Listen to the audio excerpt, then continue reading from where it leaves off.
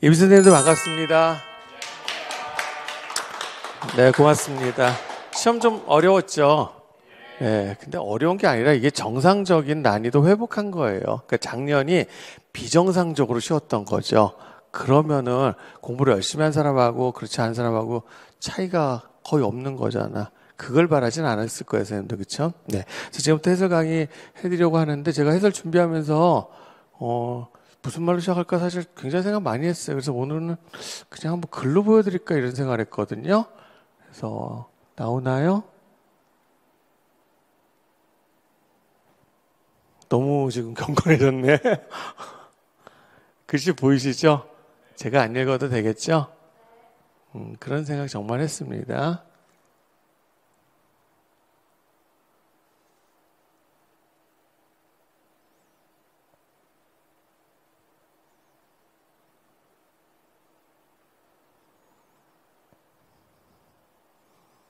그리고 이거를 이 재능 기부를 할 수 있는 사람은 현실적으로 대한민국에서 저밖에 없다고 그렇게 생각을 했어요. 공감하십니까? 공감 못하겠어? 야, 표정도 왜 이렇게 내가 이런 의도는 아니었는데 그래서 공감해줘서 고맙고요. 그러면은 제가 해설 강의 해드릴게요. 네, 자 그러면 시험 끝나고 그 카톡을 진짜 많이 받았어요. 크게 두 유형인데 제가 요거 소개하면은 하나는 이렇게 오늘 안 뜨니 이게 자요, 이거 나왔다. 그래서 두 가지 유형인데요. 하나는 선생님들도 아마 많이 인정하실 겁니다, 그렇죠? 그리고 또 이거 이제 이럴 일은 없겠지. 그리고 이제 학생들이 그러더라고요. 선생님 많이 적중하셔서 기분 좋으시죠? 그렇게 질문을 많이 받았는데 나쁘지는 않겠죠. 그런데요, 기분이 좋은 건 아니에요. 오히려 씁쓸한 부분이 있습니다. 왜냐하면 선생님들이 그래도 아직은 많이 어리구나 그런 생각이 들었고 안목이 없구나 아직. 그러니까 뭐냐면 여러분 착시 현상이에요. 작년에는 제가 적중을 못했나요? 아니에요. 항상 이만큼은 했었습니다. 진짜입니다. 그런데 자 시험 문제 쉬우니까 이게 제가 적중을 해도 별로 영향을 안 미쳤을 뿐이지. 이해가죠? 네, 그러니까 여러분들이 그게 착시현상이라는 거를 꼭 말씀을 드리고 싶었습니다. 올해 특별히 더 많이 적중하고 그런 거 아니에요. 그래서 제가 만약에 기분이 좋다면 진짜로 기분이 좋은 이유는 자, 첫 번째 두 가지 제가 말씀드리고 싶었는데 우리가 1년 동안 카톡 퀴즈 64회나 했어요. 거의 매주 두 번씩 했었죠. 왜 그런 카톡 퀴즈를 우리가 해야 되는가? 하겠습니까? 공부를 왜 꾸준히 해야 되는가 그 말씀입니다. 그 다음에 또 하나가 왜 시험에 나오는 것만 공부를 해서는 안 되는지를 여러분들이 깨달은 거 저는 그게 가장 보람이 남는 거라고 생각이 들고요. 그 다음에 이제 끊임없이 말씀드렸지만 시험 공부의 최선의 전략은 모래주머니 효과예요. 그러니까 우리 항상 내가 아는 것만 나오길. 우리 보면은 기대감이 있죠, 사람이. 우리 복권을 사면서 당첨되기를 바라지만 실제로 복권 당첨된 사람 봤어, 주변에? 거의 없거든. 그러니까 항상 뭡니까? 여러분들 제가 인생의 선배로서 앞으로 살아갈 인생에서도 그런 자세로 살면 좋겠다라고 생각하고 그걸 강의 시간에 얘기를 한 것뿐입니다. 그러니까 항상 최악의 상황이 나왔을 때 나는 어떤 행동을 해야 되는가? 최악의 상황에 대비하는 그런 자세를 가져야 앞으로 삶에서 도태되지 않을 수 있다, 낙오되지 않을 수 있다를 선배로서 얘기하고 싶었던 겁니다. 근데 여러분이 이번 시험을 통해서 그거를 느낄 수 있었다면은 그러면 좋은 시험이 아니었나 그런 생각이 들어요. 네, 그리고 또 하나가 이제 이거야. 이번 시험이 저는 개인적으로 조금 고마웠던 거는 여러분 다 교사 되실 거잖아요. 그러니까 결국 가르치는 사람의 역할, 그거를 보여준 게 아니었나 그런 생각이 들거든요. 그래서 운전면허 있을지 모르겠는데 우리가 운전할 때 대부분의 시간 한 95%쯤 될걸요? 다 직진하는 시간이 제일 많겠죠. 그죠? 그런데요. 목적지에 도달하게 되는 거는 딱 몇 번의 좌회전이나 우회전, 즉 방향전환입니다. 맞지 않습니까? 계속 방향전환하는 거 아니죠? 네. 그러니까 이게 무슨 뜻인지 선생님들 아시겠습니까? 공부는 결국 학생이 해야 돼요. 근데 교사가 필요합니다. 교사가 해야지. 직진하는 건 교사가 필요가 없지요. 방향 전환을 할 때 미리 좌회전을 해야 될 거다, 우회전을 해야 될 거다. 그것이 교사의 역할이라고 생각을 해요, 저는. 그래서 올해 제가 저는 그거를 실천을 하는데 게을리하진 않았고요. 선생님들도 저의 그런 부분은 본받으셔도 된다라고 생각을 해요. 그래서 선배 교사로서 말씀드리고 싶었던 거 딱 이렇게 두 가지 전달을 했습니다. 너무 무거우셨네? 그럴 의도는 아닌데, 자, 그러면은 구체적으로 궁금하실 것들, 그래서 문제 해설 바로 A형부터 해설해 드리도록 하겠습니다. 자, 1번 문제는 뭐 학생들 괴롭히려고 낸 문제는 아닌 것 같죠? 그래서 우리 뉴 어버니즘 계열 공부 많이 했어요. 이것 말고도 뭐 압축 도시, 스마트 성장, 또 뭐 있었죠? 어번 빌리지 등등 다 했어. 그래서 그 중에 제일 원조격이야. 몇 년도예요? 그러니까 뉴 어버니즘인데 이미 19세기 말에 나온 거예요. 네, 그래서 요거 전원 도시가 되고 그린벨트란 말 많이 들어봤죠? 그린벨트 개념이 처음 소개된 게 바로 요 시기입니다. 그래서 첫 번째는 전원 도시 됐나? 네, 그다음에 두 번째 거는 요거는 메갈로폴리스. 굳이 제 설명 해설 필요 없어요. 이 시간이 우리가 강의 시간은 아니니까요. 확인되셨죠? 네, 이거 이외에 다른 거 허용 답안 있을 수가 없다고 생각이 듭니다. 자, 두 번째 문제는 기왕 문제 비교적 수월했어요. 그래서 우리는 왜 수월하게 듣게 이게 모래주머니 효과죠. 이거보다 훨씬 어려운 것들 많이 했었지, 그지? 네, 그래서 첫 번째 아마 어떤 사람은 3차 그 건조기후도 3차까지 해야 돼요. 이런 사람들도 있었을 거예요, 그죠? 그래서 BW 자, 제가 수업 시간에 선생님들 모의고사 보면서 혼났죠. 왜냐하면 요거를 요렇게 쓰면 내가 혼내잖아. 그래서 이거는 윈터가 아니기 때문이에요. 그래서 요건 BW 쓰고 이렇게 써야 되는 거죠. 그래서 BWH고 솔직히 말씀드리면 이거는 어떻게 내야 되냐면 기후 데이터 주고 내야 돼요. 사실 이 지역이라고 해서 전부 그러니까 아열대 사막이라고 해서 전부 BWH고 중위도 사막이라고 해서 전부 BWK는 아니거든요. 그래서 그런 부분에서는 왜냐 이번에 기후학 전공자가 들어가시지 않았거든요. 그렇죠? 네, 그런 좀 아쉬움이 있습니다. 그다음에 이제 두 번째 여기 밑에 부분이구나. 그러니까 이제 산맥의 바람 바지 쪽하고 그다음에 반대쪽을 바람 그늘 내지는 비그늘 쪽을 선호하십니다. 올해는 우리 선생님들이 좋아하는 제주대학의 그 기후학 전공하신 선생님이 안 들어가셔서 그 교수님이 들어가시면 아마 바람 그늘 답으로 안 할 수 있어. 그 교수님은 절대 바람 그늘 안 돼. 비그늘 이러시거든요. 그래서 이왕이면은 제가 뭘 먼저 답으로 해드렸죠? 비그늘을 써드렸죠. 혹시라도 선생님들은 이제 내년에 안 하셔도 되지만은 이거를 또 내년에 준비하는 선생님들이 보실 수 있으니까 미리 말씀드리겠습니다. 가급적 바람 그늘보다는 비그늘로 해줘. 물론 바람 그늘도 당연히 답으로 처리하겠지만 언젠가는 그것이 안 될 수도 있는 거예요. 됐나요? 네. 자, 3번 문제 가도록 하겠습니다. 카톡 퀴즈가 제가 원래 62회에서 끝났는데 그럼에도 또 두 번을 더 해드렸어요. 하길 잘했다는 생각이 들어요. 그래서 거기서 마지막 카톡 퀴즈에서 뭐가 나왔으냐면 뒤에 문화지리 파트에 적응 있었고요. 그다음에 요거 혼성성하고 진정성 있었죠. 물론 얘는 기출 문제였기 때문에 혼성성을 틀린 사람은 없을 거라고 생각이 들어요. 그리고 혼종성은요.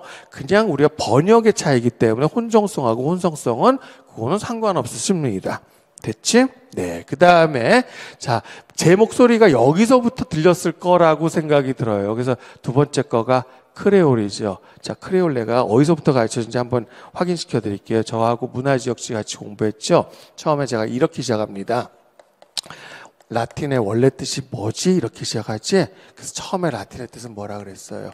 로마예요. 근데 이게 나중에 남부 유럽으로 의미가 확대됩니다. 그리고 지금 어디까지? 말 그대로 남아메리카 지역까지. 이렇게 되죠. 그래서 크레올도 마찬가지야. 처음에 이 크레올의 뜻은 뭡니까? 해외에서 태어난 유럽인의 후손을 뜻하는 말이었어. 그런데 이제 나중에는 그것이 혼혈을 뜻하는 말이 돼요. 그리고 더 확장이 되죠. 의미가 혼혈 문화는 전부 크레올이 되는 겁니다. 그래서 제가 이거 그렇게 많이 했음에도 불구하고 마지막 6회 모의고사 왜 제가 6회 모의고사를 이틀씩 일부러 늦춰가면서 했잖아. 그래서 거기서 제가 해드렸던 게 피지너하고 그다음에 링구아 프랑카를 해드렸어요. 기억나실 겁니다. 그런데 또 혹시 몰라가지고 자 언어잖아 이거. 근데 크레올도 이제 의미가 확대돼. 처음에는 혼혈 인종만 뜻하는 건데 나중에는 의미가 확대니까 문화적인 건 다 되는 거잖아. 크레올 문화, 크레올어. 그래서 혹시 몰라서 여기다가 크레올어라고 이렇게 해드린 거란 말이야. 그래서 여긴 지금 언어를 물어봤으니까 피진어로 쓸 가능성이 있잖아요. 그거를 방지하기 위해서 내가 그 문제를 출제한 거에서 뭐라고 했냐면 여기에 자, 식민지에서 이제 아메리카 대륙에서 태어난 에스파냐 자수를 일컫는 말이다. 이게 힌트가 주어졌던 거잖아. 그래서 이 언어는 결국 문화 이제 이게 언어를 일컫는 용어다. 요것 때문에 낚였을 수 있는데 쌤도 안 낚였을 것 같아요. 그래서 크레올 쓰거나 크레올 언어까지 다 답이 되는 겁니다. 됐죠? 네. 그러면 3번 문제에서 그래서 요거 제가 모의고사 그때 냈던 거 최근 거니까 바로 금방 찾겠더라고. 그래서 여기서 답은 요건 피진어를 냈어요. 그런데 여기에다 이렇게 해놨잖아. 크레올어라는 것이 피진어가 더 한층 발달한 케이스가 되는 거란 말이에요. 이해돼? 그래서 내가 뭘 했냐면, 자, 자메이카는 스페인어 아니라 영어 쓰죠? 밥 말리라는 가수 알지? 그래서 그 유명한 노래, 그거 불러야 되나? No woman, no cry. 이런 노래가 있어. 아씨, 부지런하게. 자, 봐. 이 영어시옷 답이 문법에 틀리죠? 이중부정이잖아. 이해됩니까? 네, 그런 게 바로 크레올어의 특징이 되는 거야. 해결된다. 그리고 제가 그랬다고 저도 이제 나름 열심히 스페인어 공부를 하잖아요. 그래서 아무래도 내가 공부한 스페인은 스페인 쪽에 쓰는 거잖아. 그래서 한 2년 공부해서 그래도 어느 정도는 의사소통이 되겠지 하고 남미를 가는데 뭐야. 와, 하나도 못 알아듣겠어. 이게 크레올어이기 때문에 그런 거란 말이야. 내 말 알겠나요? 네. 자, 그럼 4번 문제로 가도록 하겠습니다. 도시지리, 이거는 이제 경제지리 문제로 봐야 되겠죠. 도시지리도 봐도 되고 경제지리로 봐도 상관없는 거지. 그래서 일단 쉽게 네트워크, 도시지리로 봐야 되겠거든요. 그래서 네트워크 도시 모델. 그래서 일단은, 요거 아주 쉬운 거예요. 그죠? 많이 연습했어, 결절성. 그리고 출제자는 이거지. 일부러 여기서 중심성을 빼버려가지고 조금이라도 난이도를 높이려고 했던 것 같고, 그 다음에 얘는 정보 비용이 되겠죠. 따로 설명은 안 해도 될 것 같아. 가만히 보니까 요거를 가상집적, 문맥상으로는 될 수 있겠으나, 그거는 정답 인정이 안 될 거예요. 되셨나요? 네, 그럼 4번 문제까지 됐네. 자, 다음 문제 가도 되겠나? 네, 되겠습니다. 5번 문제가 있습니다. 자, 5번 문제도 도시지리로 낸 겁니다. 그래서 이거는 기출이죠. 동화는 이미 한번 출제가 됐거든. 그래서 이 동화를 두 가지로 구별하는 거야. 그래서 일단은 이민을 가면 그날 사람의 문화나 언어를 습득해야 되잖아. 그래서 이런 거를 행태적 동화 또는 문화적 동화를 하면 되고, 그 다음에 자, 두 번째 거는 뭐가 되는 거야? 어떤 사회적, 직업적 층의 폭력배 진입하는 거야. 그래서 이거는 구조적 동화라고 하시면 돼요. 그래서 위에 거는 행태적, 문화적까지 되는 거지만 아래 거는 구조적만 되는 거고, 네. 그 다음에 밑으로 내려갔습니다. 경제적 지위와 가족 지위, 이것도 기출이 되는 거죠, 그렇죠? 그래서 뭐 요인생탁들 많이 공부하셨을 테니까. 그래서 경제적 지위와 관련되는 거는 그러면 도시구조 어떻게 나타나는 거야? 공간적 패턴이 이게 선형으로 나타날 거고, 그 다음에 가족적 지위는 동심원이 되겠지. 그래서 5번은 뭐 정답률 뭐 한 8, 90% 나왔겠죠, 그렇죠? 다음 문제 갈게요. 6번 문제가 있습니다. 지리교육 논 문제네요, 그죠? 그래서 제가 올해는 그런 사고가 있었잖아. 출제위원이 중간에 교체된 사고. 그래서 지리교육 논 같은 경우는 미리 알려진 건 그래도 좀 소문이 들어서 돌았던 거는 어떤 교장 선생님이 한 분 내신다라는 거 하고, 그다음에 제가 유추하는, 저도 끝까지 몰랐어요. 그래서 사범대 교수님은 아닐 거다. 그래서 아마 교대 교수님이 아닐까라고 제가 추정을 했는데 이제 끝나고 보니까 제 예측이 맞았던 것 같아. 그래서 제가 세 가지 얘기했잖아. 만약에 그러니까 3대 교수가 아니라 교사가 들어간다면, 그럼 일단 교사가 들어간다면 일단 교사의 전문성이 제일 중요하다 그랬죠. 그 다음에 또 우리 지리교육 내용 조직, 그리고 교육과정. 왜냐 또 교대 교수가 들어간다면. 무슨 말인지. 그래서 그거는 제가 방향이 제가 안목은 괜찮은 사람이에요, 진짜로. 그래서 정확하게 지도를 한 것 같아서 다행스럽다라고 생각이 듭니다. 그래서 이건 일단은 어렵지 않았어요. 그래서 인간주의주의 교육, 실증주의주의 교육. 그러면은 PN의 표현을 쓰라 그랬으니까 인간주의는 사적 지리 또는 개인지리라고 하면 되겠죠. 그죠? 네. 그 다음에, 실증주의 지리교육은 공적 지리, 학문 지리가 되는 거야. 그 다음에 이제 두 번째, 여기 1번 항목은 삭제하는 것이 좋겠어요. 이렇게 돼 있습니다. 그래서 1번 항목은 뭐뭐 공원의 이용자 수를 조사한다. 이거 팩트잖아, 이거. 사실적 지식이 되겠지, 그치? 네, 그러니까 요거는 인간주의가 아니라 뭐에 가까운 거예요? 요거는 실증주의 또는 고기 표현을 쓰라 그랬으니까 사적 지리가 아닌 공적 지리에 해당된다. 알겠어요? 그러니까 개인적 장소 탐색이 아니라 객관적인 사실 조사, 사실 탐색이 되는 거잖아요. 됐나요? 그래서 이것도 많이 틀리지는 않았을 것 같은데 문제가 뭐냐면 이런 거예요. 이게 항상 문제 잘 읽어야 된다고 제가 항상 조심하죠.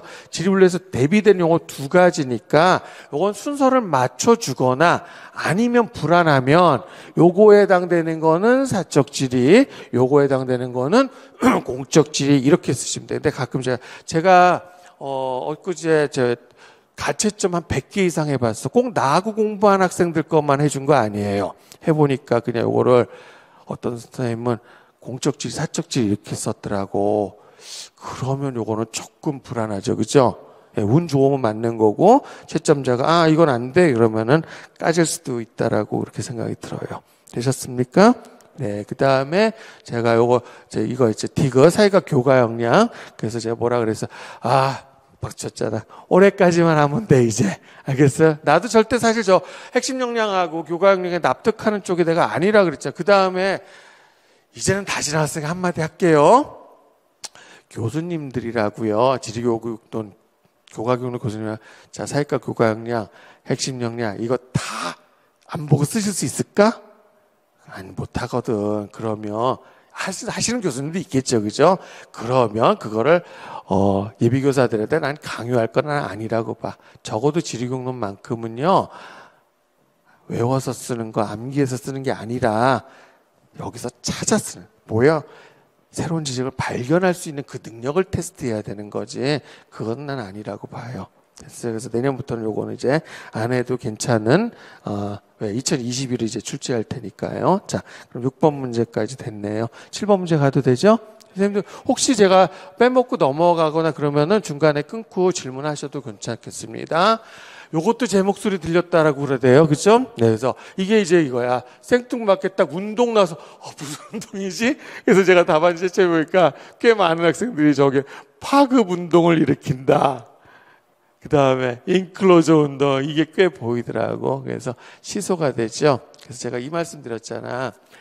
닐 스미스하고 하비가 좀 성격이 차이가 있어.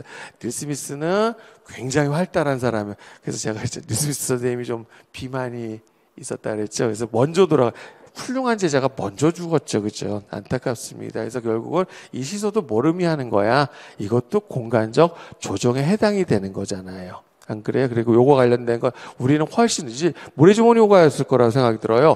원조는 누구예요? 제일 먼저 얘기했던 사람은 월러스타인이라는 거죠. 그렇죠? 그래서 그 뒤로 그러니까 결국은 뭡니까? 공간적 조정행위라는 게 자본주의가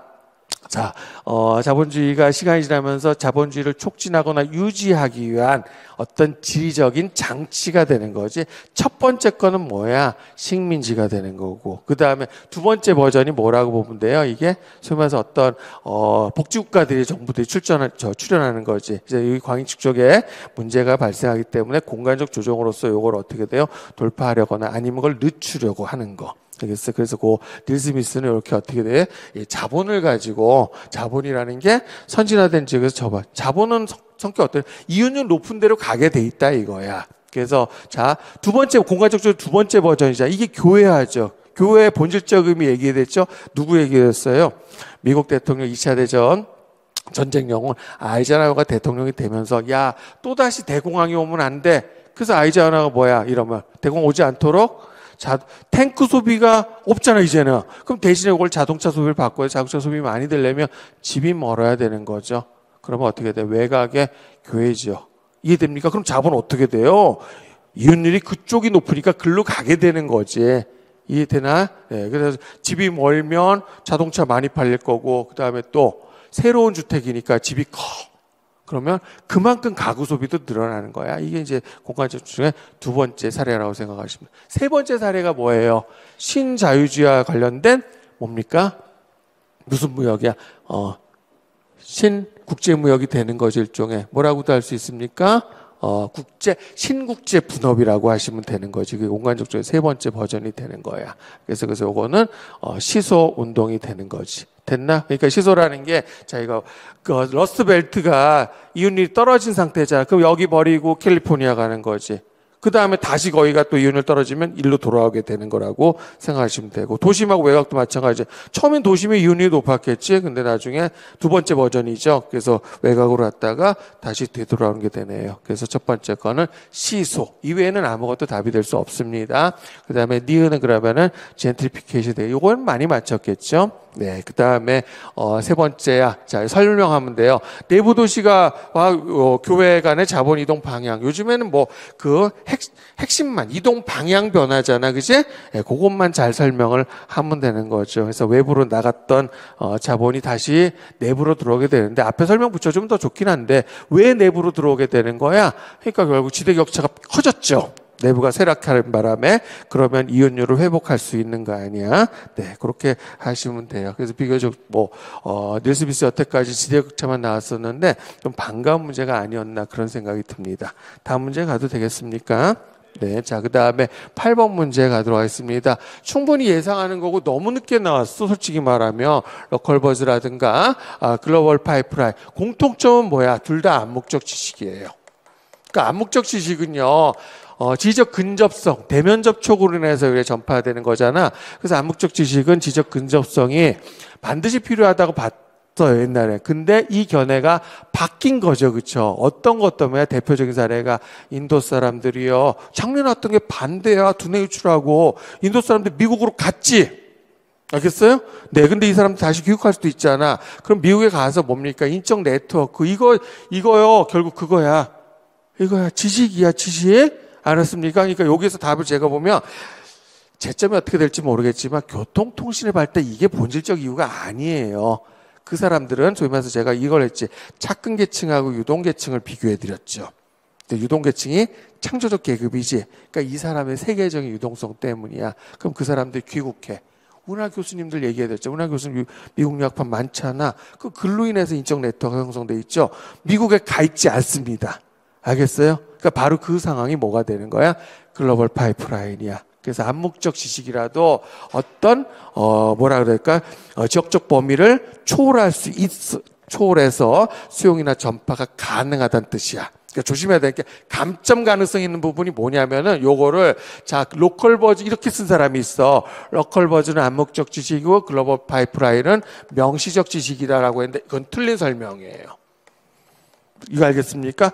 다행히 채점한 사람이 못 보면 다행인 거지만은 보면 이거를 그을 가능성이 있는 거고, 그 다음에 이것의 이유가 뭡니까? 이게 교통통신의 발달이 직접적인 원인은 아니야, 이거는.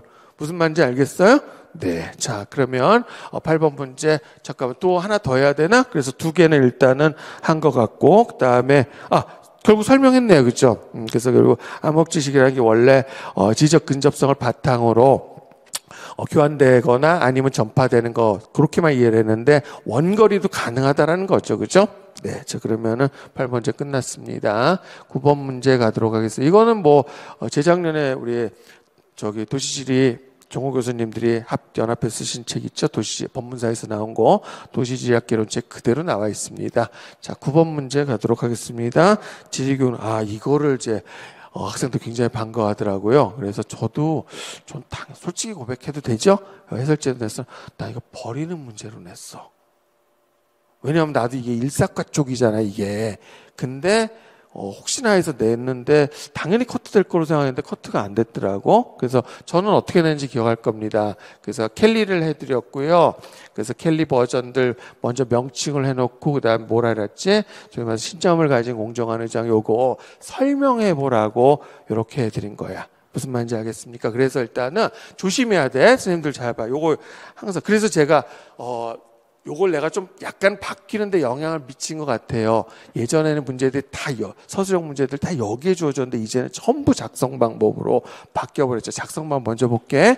그럼 여기서 켈리가 주장한 교사 역할 유형 중에서 기억에 대한 유형을, 자, 이거는 명칭까지만 쓰면 되는 거야. 그래서 첫 번째, 요거하고 이렇게, 만약에 둘 다 명칭을 쓰는 거면 이렇게 물어보지 않았겠죠. 그래서 기억에 대한 명칭을 써주시면 되고요. 그다음에 니은은 명칭을 써도 좋고 안 써도 좋아요. 미음은 일단은 설명을 해줘야 되는 거야. 그랬어요? 근데 어떤 학생들이 있었냐면 요것도 명칭 이러고 끝났어. 그러면 좀 요건 곤란하다라고 봅니다. 그래서 앞에 거는 중립적 공정성이죠. 제가 영어 표현 해놨거든. 근데 문제가 뭐냐면 역시 전공 교수님들도 켈리하고 이 하우드의 명칭을 그러면 완전히 별개로 쓰시고 있느냐의 문제죠. 그럴 것 같지 않다는 거지. 그러니까 실제 교수님들도 수업을 하시면서 자, 중립적 공정성을 뭐라고 하셨을 가능성이 있어. 그냥 공정한 의장형 이렇게 얘기했을 수 있어. 그래서 제가 볼 때는 공정한 의장형까지는 물론 켈리의 명칭을 쓰라고 했지만 워낙 중립적 공정성이라는 답이 정답률이 낮을 거잖아. 그러면 이게 허용 답안이 될 가능성은 있을 수 있다고 제가 조심스럽게 얘기를 합니다. 되셨습니까? 오케이? 네. 그 다음에 이제 이거야. 요것도 정확한 답은 뭐야? 제가 영어 표현 해드리지 않았나? 그러니까 신념을 가진 공정성이야. 근데 명칭을 요구한 게 아니죠. 그러니까 요거를 설명해야 돼. 우리 모의고사 4회에 이걸 내가 답으로 요구했었잖아. 그래서 교사가 말 그대로 자, 여러 방향으로 다 지도하는데, 그죠? 그런데 자기가 바람직하다고, 자기의 신념에 비추어서 바람직하다고 생각하는 방향으로 논의를 이끌어주는 그런 역할을 해야 되는 거죠. 이해되십니까? 그러니까 예를 들면은 하나가 둘이 자, 심판을 보는 거잖아. 한쪽에서 만약에 이게 서로 대비되는 의견인데 한쪽이 폐륜적인 거라고 해봐. 그러면 여기서 교사가 개입해야 되는 거야. 이거는 안 되는 거죠. 무슨 말인지. 그래서 여기서는 중립을 지키면 안 되는 거란 말이야. 내 말 이해돼요? 그러니까 자, 중립적 공정성은 뭐야 이거는. 교사가 우리 저기 정의 여신 알죠? 정의 여신 눈 가리고 있죠? 그지? 이러면 안 된다라는 거야. 신념을 가진 공정성이라는 거는. 그래서 그 부분 잘 쓰시면은 좋을 것 같습니다. 되셨습니까? 대답이 없네? 아, 문제가 이제 거듭될수록 이제 틀린 문제들이 나오니까 상처를 받으셨군요. 에이, 그러면 안 되지. 자, 그러면은 다음 걸로 넘어가도 돼? 네, 그래서 이게 2점이 배점이 됐을 거고, 그 다음에 니은에 해당되는 수행평가 방법은 포트폴리오법 쓰던가, 사실은 엄밀히 말하면 프로파일링이거든요, 이게.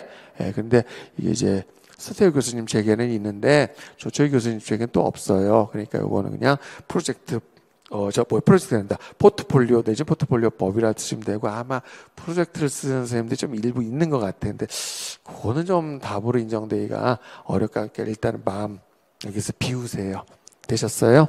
네. 그 다음에 자, 여기 디귿에 해당된 용어야. 그래서 여기 보면 이 앞에 거가 힌트가 항상 되는 거예요. 이렇게 능력으로 써줬잖아.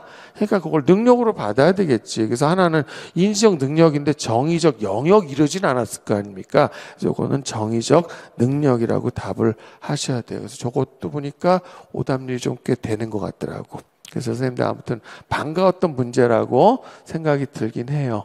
그렇죠? 네, 우리는 연습을 했으니까. 자, 그러니까 이건 나는 절대로 사회과에서 하는 거야. 이건 사회과니까 우리 안 나와. 나는 이렇게 강의하는 스타일이 아니에요. 되셨나? 다음 문제 가도 돼? 잠깐 쉬었다 해야 되는 거 아니야? 자, 넌 해도 되겠습니까? 네, 그러면은 10번 문제 가도록 하겠습니다. 제가 요거 한 모금 마셔도 될까? 양해 좀 해주세요. 네. 그래서 이번에 문제가 혹시 시험을 보실 때는 선생님들이 문항수 계산을 못했을 거야. 끝나고 나오니까 지형학하고 기하학 문제가 어떻게 돼 있어요? 이렇게 돼 지형이 깨져버렸잖아. 원래 각각 세 문제죠, 그죠? 네. 근데 깨지게 된 이유가 아마 알고 있었을 겁니다. 지형학 전공 교수가 두 분이 들어가서 제가 이렇게 얘기했죠. 자, 당연히 어떤 교수님이 지형학, 어떤 교수님이 기후학일 거라고 예상을 했어. 반대일 수 있다라고 내가 얘기했잖아. 그래서 결과가 어떻게 됐냐면 내 문제를 보니까요. 이렇게 하신 거야. 두 분이 합의라서 둘 다 지형학이시거든요. 그러면은 다 연령대도 비슷한데 야 네가 그럼 기후 내라. 이게 안 될 거 아니야. 그래서 각자 이렇게 합의를 하신 것 같아. 우리 지형 두 문제 내고 각각 기후 한 문제씩 내자. 이렇게 됐네요. 내 말 이해돼요? 지형 두 문제 기후. 그래서 지형 4개 기후 하나가 된 거야.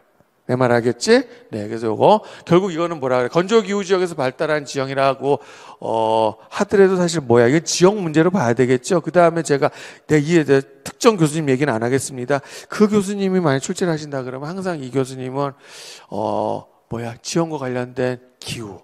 그치. 그래서 딱 내가 어떤 교수님 언급을 해드렸을 텐데 그 교수님 떠올리셨을 것 같아. 그래서 자, 문제를 보면요. 저는 이 문제 일단 처음에는 칭찬하고 싶어요. 왜냐하면 문제가 어떻게 돼? 그러니까 선생님들이 너무 익숙한 것이 아니라 요걸 내서 제가 항상 했지 어떤 모식도 그러니까 즉 비텍스트적인 거를 비텍스트를 가지고 요거를 텍스트로 변환시키는 그런 능력을 테스트하시려고 참 열심히 내신 거라고 봅니다. 근데 조금 이제 학생들 입장에서는 뭐가 불만이 생겼을까라 생각을 해보니까 요걸 보니까 자 지금 하강기류가 형성되는 거고 이제 알뜰구합돼서 하강기류 형성되는데 이거 뭡니까? 하나는 서쪽으로 하나는 동쪽으로 이렇게 되니까 이게 뭐야? 동쪽으로 가니까 이게 서풍인 거야.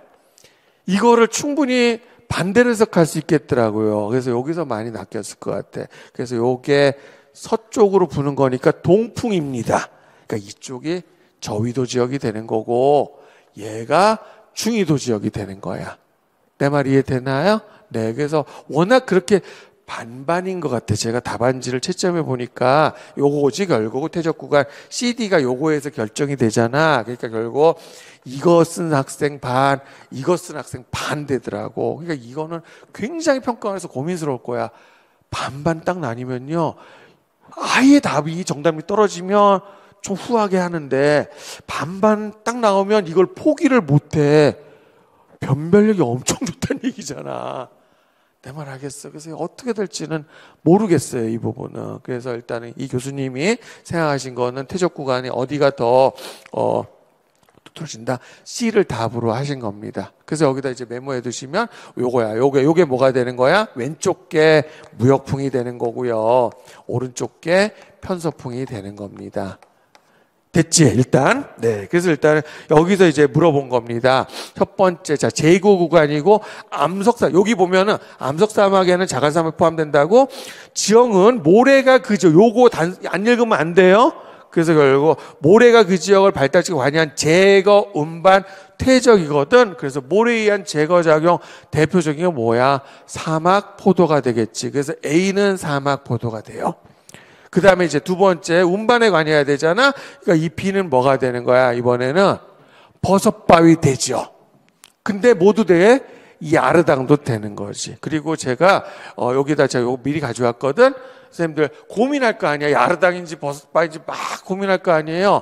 그래서 고민하지 말라고 가져온 거야. 이집트 하얀 사막이거든. 얘 뭡니까? 버섯바위잖아. 이 야르당이야 동시에. 알겠어요? 그래서 버섯바위인 야르당들, 그 야르당 지형에서 각각 개별적인 것들은요, 버섯바위가 되는 게 굉장히 많아. 그래서 이거는 야르당, 버섯바위 다 답으로 인정을 할 겁니다. 그래서 문제를 저도 많이 고민을 해봤는데, 애초에 버섯바위 쪽을 답으로, 네, 하신 것 같아, 느낌에는. 그래서 근데 학생들이 보니까, 여기 뭐라 그럴까, 그 부분이 나와 있지, 문제로 다시 가볼게요. 여기 넘어갔다. 자. 퇴적 암질 기바람이 돌출된 지역 이렇게 범위를 설정해 버렸기 때문에 저거를 가지고 야르당으로 해석했을 가능성이 더 높다라고 난 생각해. 그래서 버섯바위 야르당 어차피 버섯바위 그 자체도 버섯바위 보면 줄과 있거든. 그죠? 예, 그래서 퇴적 암질 기바람이 돌출된 지역 맞습니다. 그래서 둘 다 답입니다. 이거는 제가 확신이 있습니다. 두 개 다 답이 될 겁니다. 고민 안 해도 됩니다. 됐지? 네, 그러니까 요거는 됐는데 이제 문제는 이거야. 대기대순환계의 풍계를 고려하라 그랬어. 그러면 여기서 일단 1도 준 거야. 뭔 소리야? 편서풍 아니면 무역풍이란 뜻이야. 그랬을 때 사구는 어느 퇴적구. 그러니까 편서풍 우리 많이 배웠습니다. 이미 기출에도 있었어. 편서풍과 무역풍 중에서 어느 게 더 탁월하죠? 무역풍이 더 탁월하죠. 그러니까 C 구간이 되는 거예요. 답도 그렇게 어렵지 않아. 제가 아주 간략하게 적어드렸습니다. 되셨죠? 네, 그래서 10번 문제가 아마 A형에서는 선생님들이 10번 문제 가지고, 그러니까 이번에 그런 게 있어. 문제가 좀 난이도가 올라가면 쉬운 것들은 요거 살짝 소화를 여기에 매달리는 거야. 그래서 나중에 쉬운 것들을 제대로 검토를 못해서 틀린 경우가 생긴다고 이게. 그래서 내가 항상 뭐라고 해야지? 쉬운 거를 더 잘해야 된다 그래요. 어려운 거. 쉬운 거는 틀리면 만회할 기회가 없다 그랬지? 상대적 어려운 거는요. 어려운 거 맞춰주면 고마운데 만회할 기회가 상대적으로 충격이 적은 거야. 그래서 쉬운 걸 틀리면 안 되는 거예요. 내가 마치 어려운 거를 강조한 사람으로 그게 이제 착시현상이죠. 내가 어려운 것도 가르쳐 주긴 하죠. 쉬운 걸 더 많이 가르쳐 줍니까? 어려운 걸 더 많이 가르쳐 줍니까? 쉬운 게 90%입니다. 예.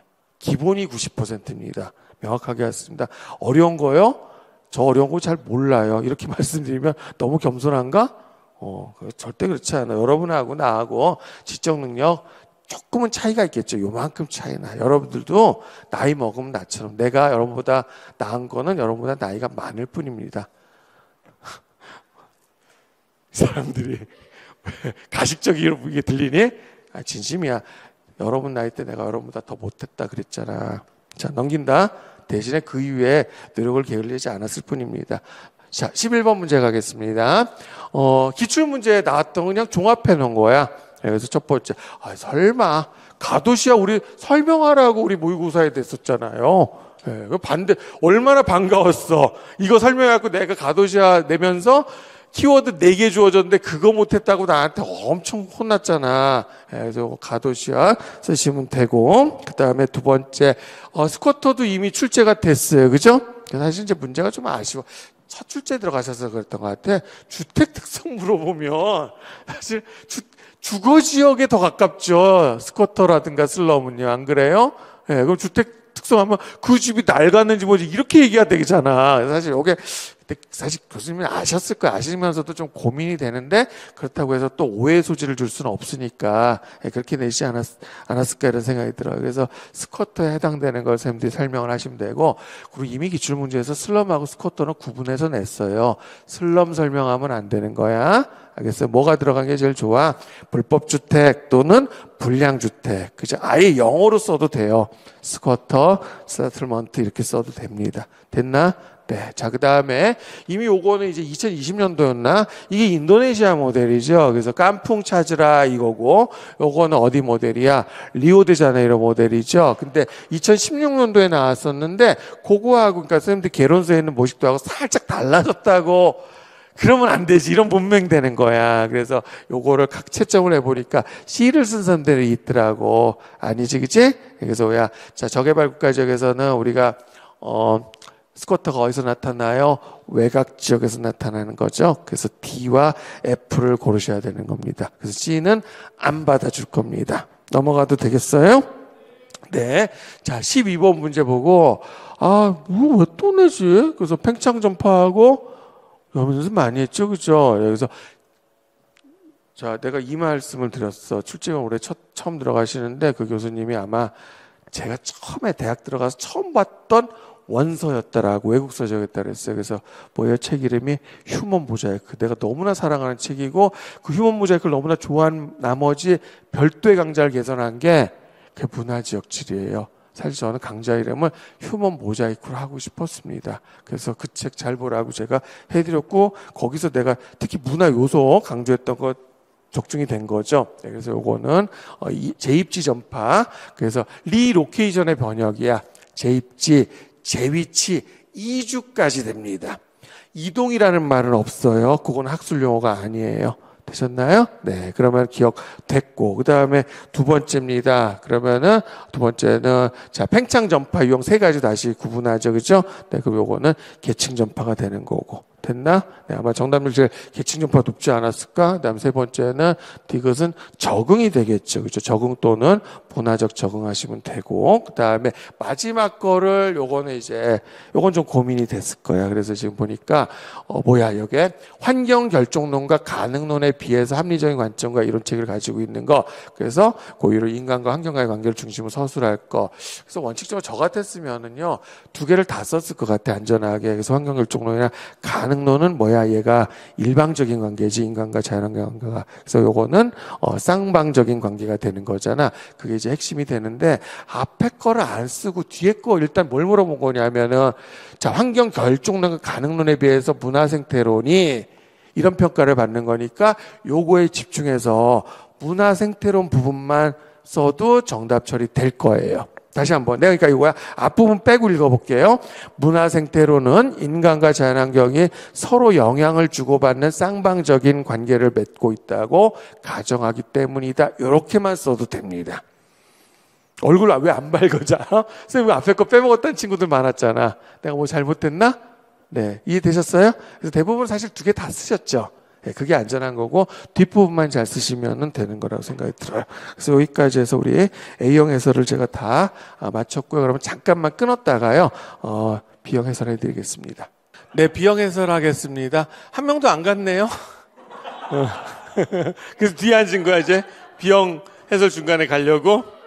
안 그럴 거라고 믿겠습니다. 자, 1번 문제 보겠습니다. 빙하지형 문제였어요. 그래서 이건 뭐 제가 이 수업 때 이랬었다며요. 그쵸? 캐트가 안 중요해.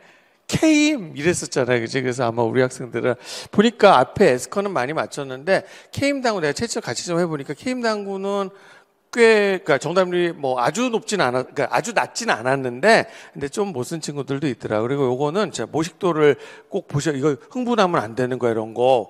그래서 요것도 케임이죠? 예, 요거는 벤치니까 케임 단구라고 해야 됩니다. 그래서 기억 에스커, 니은은 케임 단구. 아마 좀 반갑지 않았을까 그런 생각이 들어요. 자, 2번 문제 갈까요?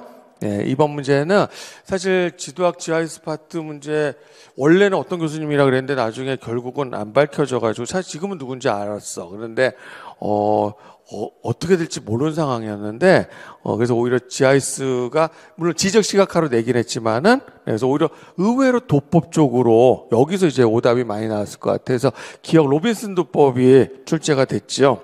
그러니까 제가 해설을 많이 해드렸어요, 이 부분은. 왜냐하면은 일단은 정답은 절충입니다. 절충. 그런데 자, 일반적으로 우리가 도법 할 때 기준이 있어야 되는 거야. 어떨 때는 도법 얘기하라 그러면 뭐라고 대답할래요? 원통, 원주, 그 다음에 방위도 뭐 이렇게 얘기해도 되고, 그 다음에 정형, 그 다음에 또 뭐니? 정적. 기준을 얘기해 줘야 되는 거지. 그래서 그것이 없기 때문에 근데 그래도 여기는 앞에 문맥상으로 앞에 정각 정적 이렇게 주어졌어. 그럼 여기에 들어갈 말은 절충이 맞아요. 근데 자, 이 절충도법하고 원통도법하고 이게 서로 배치되는 개념이 아니거든. 그럼 제가 볼 때는 이걸 아예 못 쓴 선생님들하고 원통이라고 쓴 선생님들하고는 좀 평가를 달리 받아야 되지 않을까 그런 생각을 제가 했습니다. 그래서 제가 해설지에다가 그렇게 이 문제는 한번 미리 만들어 드렸죠. 제가 해설지는 바로 다음날 드렸잖아요. 그래서 원통이라고 쓰신 선생님이 있다 그러면 한번 다퉈볼 만하다라고 미리 해드린 겁니다. 무슨 말인지 알겠어? 그러니까 자 우리가 메르카토르도요 100% 원통은 아니야. 그 다음에 우리 정적도법 삼성사 있었지? 멀바이드, 시누소이드 이런 거 있잖아요. 얘들도 원통이에요. 기본적으로 패턴은. 그러니까 역시 로빈슨도 보니까 여기에서 주어지지 않았다면 뭐야 이거 이거 정적도법 비슷하게 보이시죠? 최초의 시도는 누가 했냐면은요. 우리 메르카토르가 나온 뒤에 1년 뒤에 메르카토르 문제죠. 남극이 이 문제잖아. 남극이 지나치 커 보이죠? 그러니까 그거를 줄인 사람이 뭐예요? 오르텔리우스잖아요. 처음으로 남극을 표시한 거. 그러니까 어느 정도 자 하나를 손해보자 이거지. 그러니까 얘가 뭐니 정형성을 손해보고 정적성도 일부 손해보자. 그래서 최초의 절충도법은 오르텔리우스가 되는 거야. 내 말 알겠어요? 그래서 얘는 일단은 절충이 답인데 원통도 한번 해볼 만한 거고요. 그 다음에 또 이런 문제도 있어요. 과연 절충도법이 학술적으로 확립된 용어인가야. 그러니까 예를 들면 요거 외에 제5의 도법 내지는 원통, 원주 했을 때 제4의 도법 인정됐냐 그러면 딱 하나의 책에서만 그러거든요. 제가 여기 이건학 교수님 등이 번역한 책에는 별도의 도법으로 주어져 있지만 그러나 인정을 한다 그래도 이 용어가 절충 이외에 실제로 저는 워낙 지도학이 제가 나 알아. 난 지도학 좋으니까 아무래도 나는 많이 가르쳐 주고 싶은데 여러분들 지도학 시간에 다 안 보고 결석은 좀 하기 그러니까 저 뒤쪽에 앉고 막 그랬던 거 많이 알고 있거든요. 왜 이게 또 수리적인 능력 요구하잖아요. 조금이라도. 그래서 외국 서적들이 많은데 제일 많은 표현은 뭐냐면 대한도법이라는 표현이 제일 많아요. 그래서 거기에 소개해드렸죠. 대한도법이라 써도 이거는 정답 인정해야 됩니다.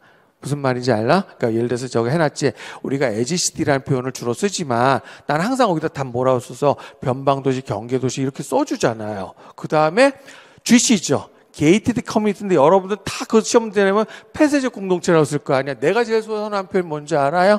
빗장 공동체라는 표현을 난 제일 선호하잖아. 그런 것처럼 대한도포에 다른 걸 쓴다고 해서 틀리다고 할 수 없는 거고, 그 다음에 원하는 답은 아니었지만 원통도 한번 해볼 만하다라는 거예요. 그래서 여기서는 자, 절충도법을 별도의 도법으로 인정할 것인지 아닌지는 학술적으로 견해가 엇갈릴 수 있어요.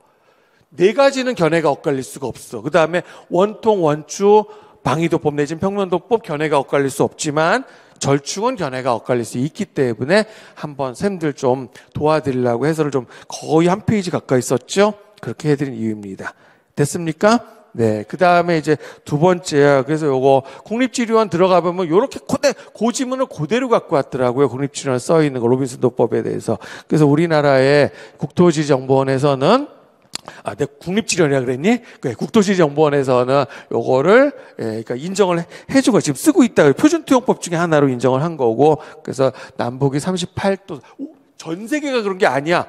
우리는 우리 거가 중요한 거니까. 그래서 38도선을 표준위선으로 정한 거지, 그치? 그래서 표준위선이고, 그 질문 많이 들어오고, 표준선 안 될까요?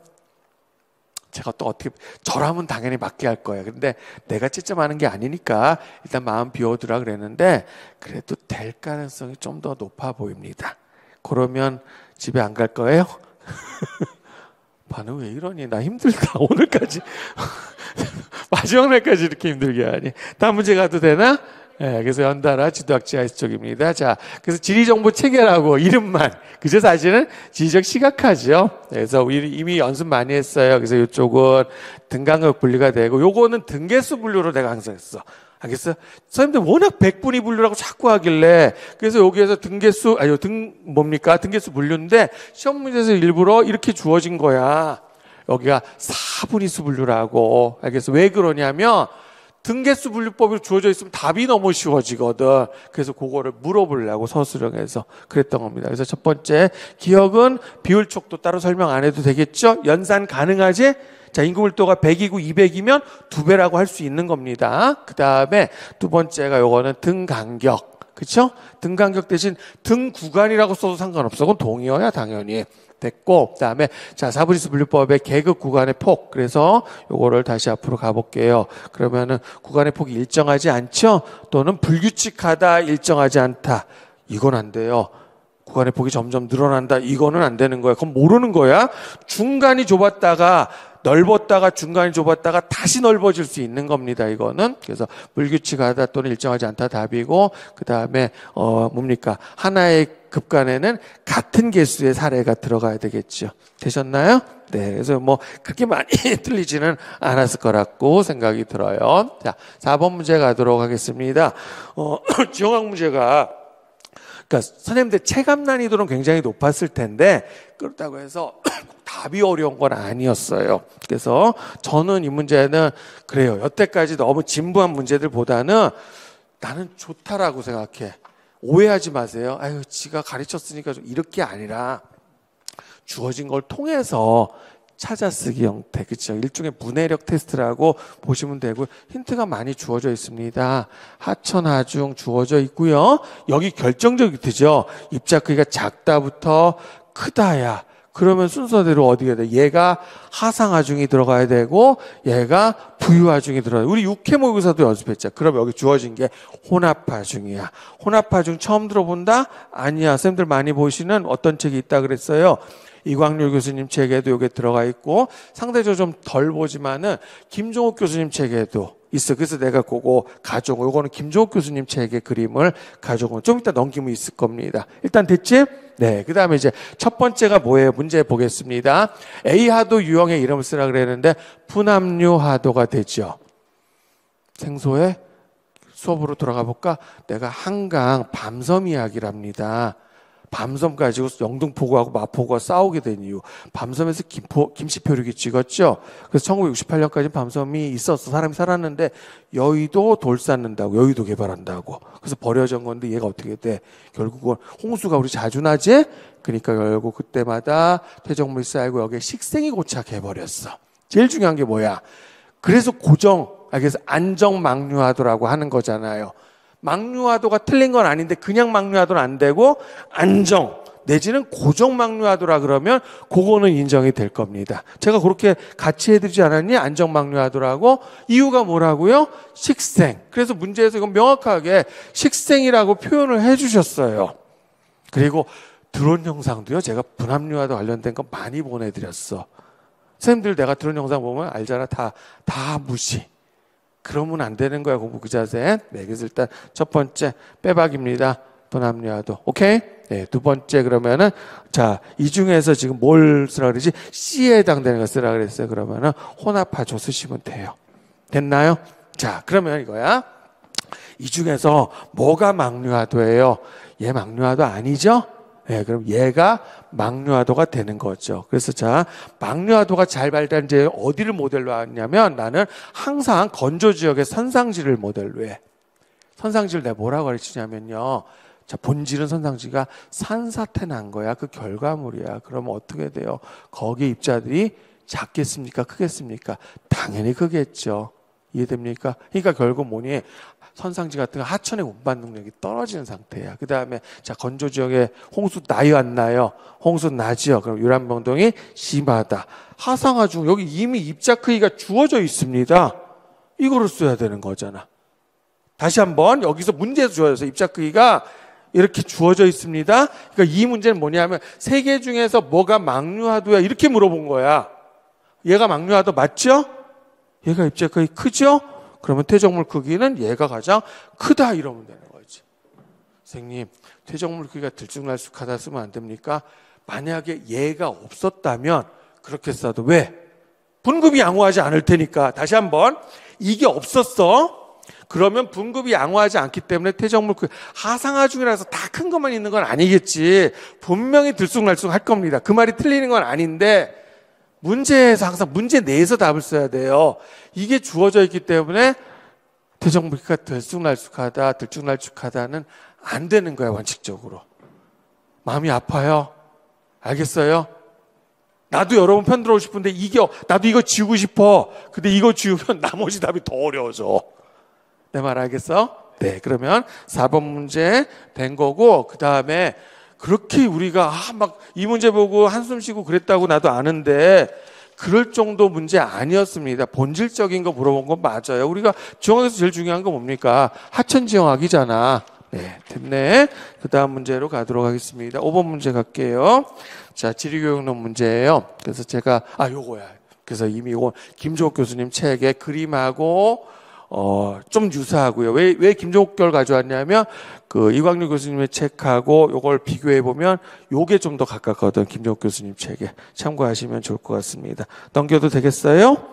네. 그리고 이거 충분히 연습했어. 제가 우리 이미 모의고사에서도 왜 막류화가 되려면 나는 오히려 여기서 그거를 냈으면 참 좋았을 텐데. 그래서 하한의 구성물질과 하한의 구성물질이 점성이 큰 경우하고 그렇지 않은 경우하고 이제 달라지는 거잖아.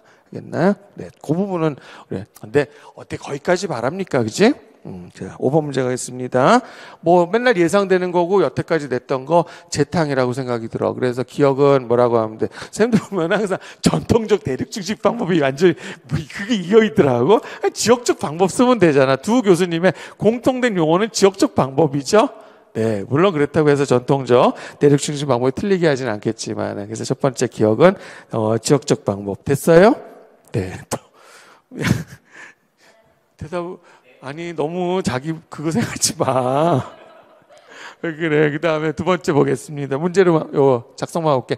니은에 근거하여 쟁점주 모의고사뿐만이 아니라 이론 시간, 여름에 실전 문제 되게 많이 연습했어요, 그렇지? 그래서 이거의 교육과제 한계죠. 그래서 이미 조금 이거 교사 선생님이 내지 않았을까 이런 생각이 들긴 하는데. 그냥 동어 반복이 된다는 느낌이 들어요. 방글라데시 하면 우리가 있잖아. 방글라데시 하면 못 사는 나라. 그죠? 쟁점 중에 항상 문제만 있는 거. 그래서 어떤 특정 지역에 대한 이미지 고착화하죠. 이미 주어져 버렸어. 그 다음에 또 하나가 지식 쟁점이란 게 매번 바뀌는데. 그래서 이거를 그러니까 제가 이거 할게. 그러니까 제가 냈다 하더라도 솔직히 문제를 내가 이걸 디스를 할 수는 없습니다. 나라고 해서 이거를 더 잘 냈을까? 난 이런 생각을 했거든. 그러니까 그걸 내고 싶으면 아예 이걸 안 주는 거야. 이걸 안 주는 거야. 그냥 목차하고 뭐 오히려 이걸 주는 거지. 목차 20개. 그죠? 미국의 GI 있잖아, 그거. 그래서 그 목차하고 그것만 딱 주어지고 하라면 어땠을까 이런 생각이 들더라고. 그래서 만약 이걸 그대로 똑같은 표현을 바꾸면 어떤 지역에 대한 부정적 이미지를 뭐 심어줄 수 있다. 그지? 고정관념을 심어줄 수 있다. 이렇게 되는 거고. 그 다음에 시간에 따라 변화하니까, 그러면 어떻게 돼요? 교과정을 계속 바뀌어야 된다. 이렇게 쓸 수밖에 없잖아. 근데 그렇게 써놓으면 좀 불안할 걸 느낌이 똑같은 거 다 있어요. 그래서 사실은 만약에 그걸 똑같이 안 쓰면은 이거지. 어느 지역 가면 그럼 뭐야? 그 지역에 대한 체계적 지식 형성하기 어렵잖아요. 그죠? 그 다음에, 뭡니까? 시간의 흐름에 따라 자꾸 변화하잖아. 그러니까 결국 쟁점을 무엇을 선정해야 될 거야, 문제. 안 변하는 걸 선정해야 될 거 아니야. 내 말 이해돼요? 그러니까 쟁점 선정 문제가 힘들어지는 거야. 두 번째 것 때문에. 근데 위에 거는 체계적 지식의 형성이야. 사실 그게 정확한 답이에요. 그래서 제가 뭐라고 썼죠? 지역에 대한 체계적 지식이 형성되기 어렵고, 그 다음에 쟁점이나 문제를 선정하기가 쉽지 않다라는 거야. 그게 정답입니다. 이제 동의 못하겠어? 그러나 요거는 제가 볼 때는 넓게 인정을 할 것 같아요. 알겠어요? 그래서 선생님 아까 결국 요거를 다른 식으로 표현한 거. 결국 동어 반복이 되겠지만 그거를 틀리게 하기는 쉽지 않다 이거죠. 내 말 이해되지? 그러니까 이걸 만약에 출제 의도 그걸 원하셨다면 이걸 안 주어지고요. 그냥 목차만 주어지는 게 그게 맞아요. 동의? 네. 자, 그 다음에 마지막 거. 그거네. 내 목소리 제일 많이 들렸던 거. 그래서 제가 수업 시간에 이렇게 하죠. 근데 수업 시간을 다시 되돌아볼게요. 탐구적 딱 들어가. 앞에 뭐야? 그 앞에 50회 끝나고 나서 딱 들어가면서 친구들, 탐구 속에서 뭐가 제일 중요해? 근데 여러분 알잖아요. 항상 제가 짓궂잖아요. 아이고, 바보들아 이러면서 따라해. 따라해보세요. 탐구 수업은 질문이 결정한다. 이해됩니까? 그리고 우리 질문 공부 얼마나 하죠? 1시간 넘게 했어요. 그리고 그 다음 시간에 또 다시 들어와서 지난 시간 복습하면서 탐구 수업은 슬레이터 교수님 뭐라 그랬다고? 질문이 결정한다. 알겠어요? 질문이 성패를 가르는 거라 그랬지. 그러면서 또 2차 이야기를 해요. 항상 발문의 중요성들. 그래서 요거는 질문 위에 거는 답이 전혀 안 됩니다. 넘겨도 되나? 네, 6번 문제 가겠습니다. 많이 해서 너무 쉬워서 제가 모의고사에서 뺐다가 보충 문제로 드렸어요. 기억나실 겁니다. 선생님도 이 문제 보면서 어떤 걸 원했거나 내가 한번 짐작해 볼게. 내가 그때 이거거든. 알리듯이 어디 출신이야 이거지, 그치? 북아프리카인데 그때는 이슬람이 스페인 남부 지역까지 있었거든. 사실 스페인 출신이야. 안달루시아 출신이고요. 그다음 내가 원하는 문제는 뭐였냐면 이게 사실 고등학교 수준입니다. 인정? 고등학교 수능 문제로도 많이 나왔어. 그래서 방향 이미 수능에서 나온 적이 있었고요. 그러니까 EBS 수능 특강 교재 보면은 지구 구체설입니다. 알겠어요? 그러니까 지금 뭐냐면 왜 지구 구체설을 강조를 하냐면 중세 유럽 지도에 비해서 얘가 더 나은 지도기 때문이라는 거지, 그치? 이미 고대 그리스에도 우리 톨레미 지도 기억나죠? 그 지구 구체설이잖아. 내 말 이해되나? 네, 그래. 그러면은 첫 번째 가는 지도의 중심이 어디예요? 얘는 예루살렘이 될 거고요. 그다음 디귿을 써야 되겠죠? 그래서 디귿을 맞나? 디귿의 방위. 그러면 얘는 남쪽이라 쓰면 돼. 그다음 얘는 메카 중심이 되겠지, 그치? 그리고 이슬람 세계가 보여주는 거야. 왜 이걸 뒤집었냐라는 거는 여러 가지 설이 있는데 잘 봐. 이게 메카잖아. 근데 우리가 이슬람이 거기서 나왔지만 실제로 이슬람을 많이 믿는 지역은 메카보다 다 고위도 지역에 살거든요. 그래요, 안 그래? 대부분. 내 말 이해되나? 그럼 이걸 뒤집어 놓으면 여기 산단 말이야. 이거를 메카를 원래 해놓고 원래 이슬람 사람들이 여기 사는데 메카를 요렇게 배치한 거랑 요렇게 배치한 거하고 이게 느낌이 다른 거거든. 중요한 거를 위쪽에. 무슨 말인지 알겠어요? 그러니까 사람들이 이런 관점이 있어요. 내가 그 얘기를 해줬어. 제가 나온 학교에 그 교수님이 서울대 김민성 교수님인데 이 질문 학생들 많이 하는데 서울대 정문에서 들어오면 관악산 보이는데 이거 남쪽이니 북쪽이라면 많은 학생들이 북쪽이라 그러는데 왠지 사는 북쪽에 있을 것 같아. 그 고정관념이 있는 거야. 그래서 요 메카 이걸 남쪽으로 돌려놓은 이유가 요걸 메카보다 실제로 사람들이 살고 있는 것을 아래쪽에다 배치했다라는 설이 상당히 설득력이 있는 거예요. 알아들어요? 그 맥락을 선생님들이 알면 공부가 절대 어려운 게 아니라는 거지. 됐지? 네. 자, 그러면 7번 문제로 가도록 하겠습니다. 이것도 많이 반가웠을 거야. 그래서 제가 요거 내가 팩트 얘기해도 돼요? 그래서 애들이 그러니까 선생님 사면대체 나왔어요 막 이러는데 내가 이거 솔직히 얘기할게. 내가 사면대체를 카톡 퀴즈에 2번 이상 냈대요. 팩트 얘기했습니다. 나 실수였어. 안 낸 줄 알았어. 왜 반응이 이래? 나 실수였다니까. 안 낸 줄 알았는데 내가 왜 카톡 퀴즈 60몇 회 하다 보니까 앞에 문제가 이렇게 들어올 때가 있죠. 왜냐하면 앞에 문제 다 확인하는 게 아니라 내가 그날 기분이 많이 좌우하거든, 솔직히. 그래서 실수인데 여러분한테는 긍정적으로 작용한 실수야. 근데요, 항상 하늘은 스스로 돕는 자를 돕는다고 그런 것도, 그런 행운도요, 열심히 하는 사람한테 따라오는 거라 생각이 들고, 수업대로 가볼게. 수업 때 이거 했어. 사면대체 했는데 내가 이렇게 가르쳤던 것 같아요. 어떻게 했냐면, 야, 이거 나오겠냐? 내가 잘 봐. 내가 절대로 어려운 거 생소한 걸 강조한 사람이 아니야. 내가 카톡 퀴즈로 사면대체를 줬다라는 건, 카톡 퀴즈는 내가 잘 봐. 교수님들 수업해보세요. 선생님 4년 동안. 교수님들 뭐 PPT 수업하지? 뭐 도시지리 한 학기 들었다고 해서 저처럼 그렇게 디테일하게 해줍니까? 안 되거든요. 훌러덩 이렇게 가잖아. 설렁설렁 갑니다. 그러니까 나도 강의를 아무리 충실히 하게 해드려도 다 가르쳐 줄 수가 없어. 그래서 그 보완 장치로 카톡 퀴즈 해놓은 거야.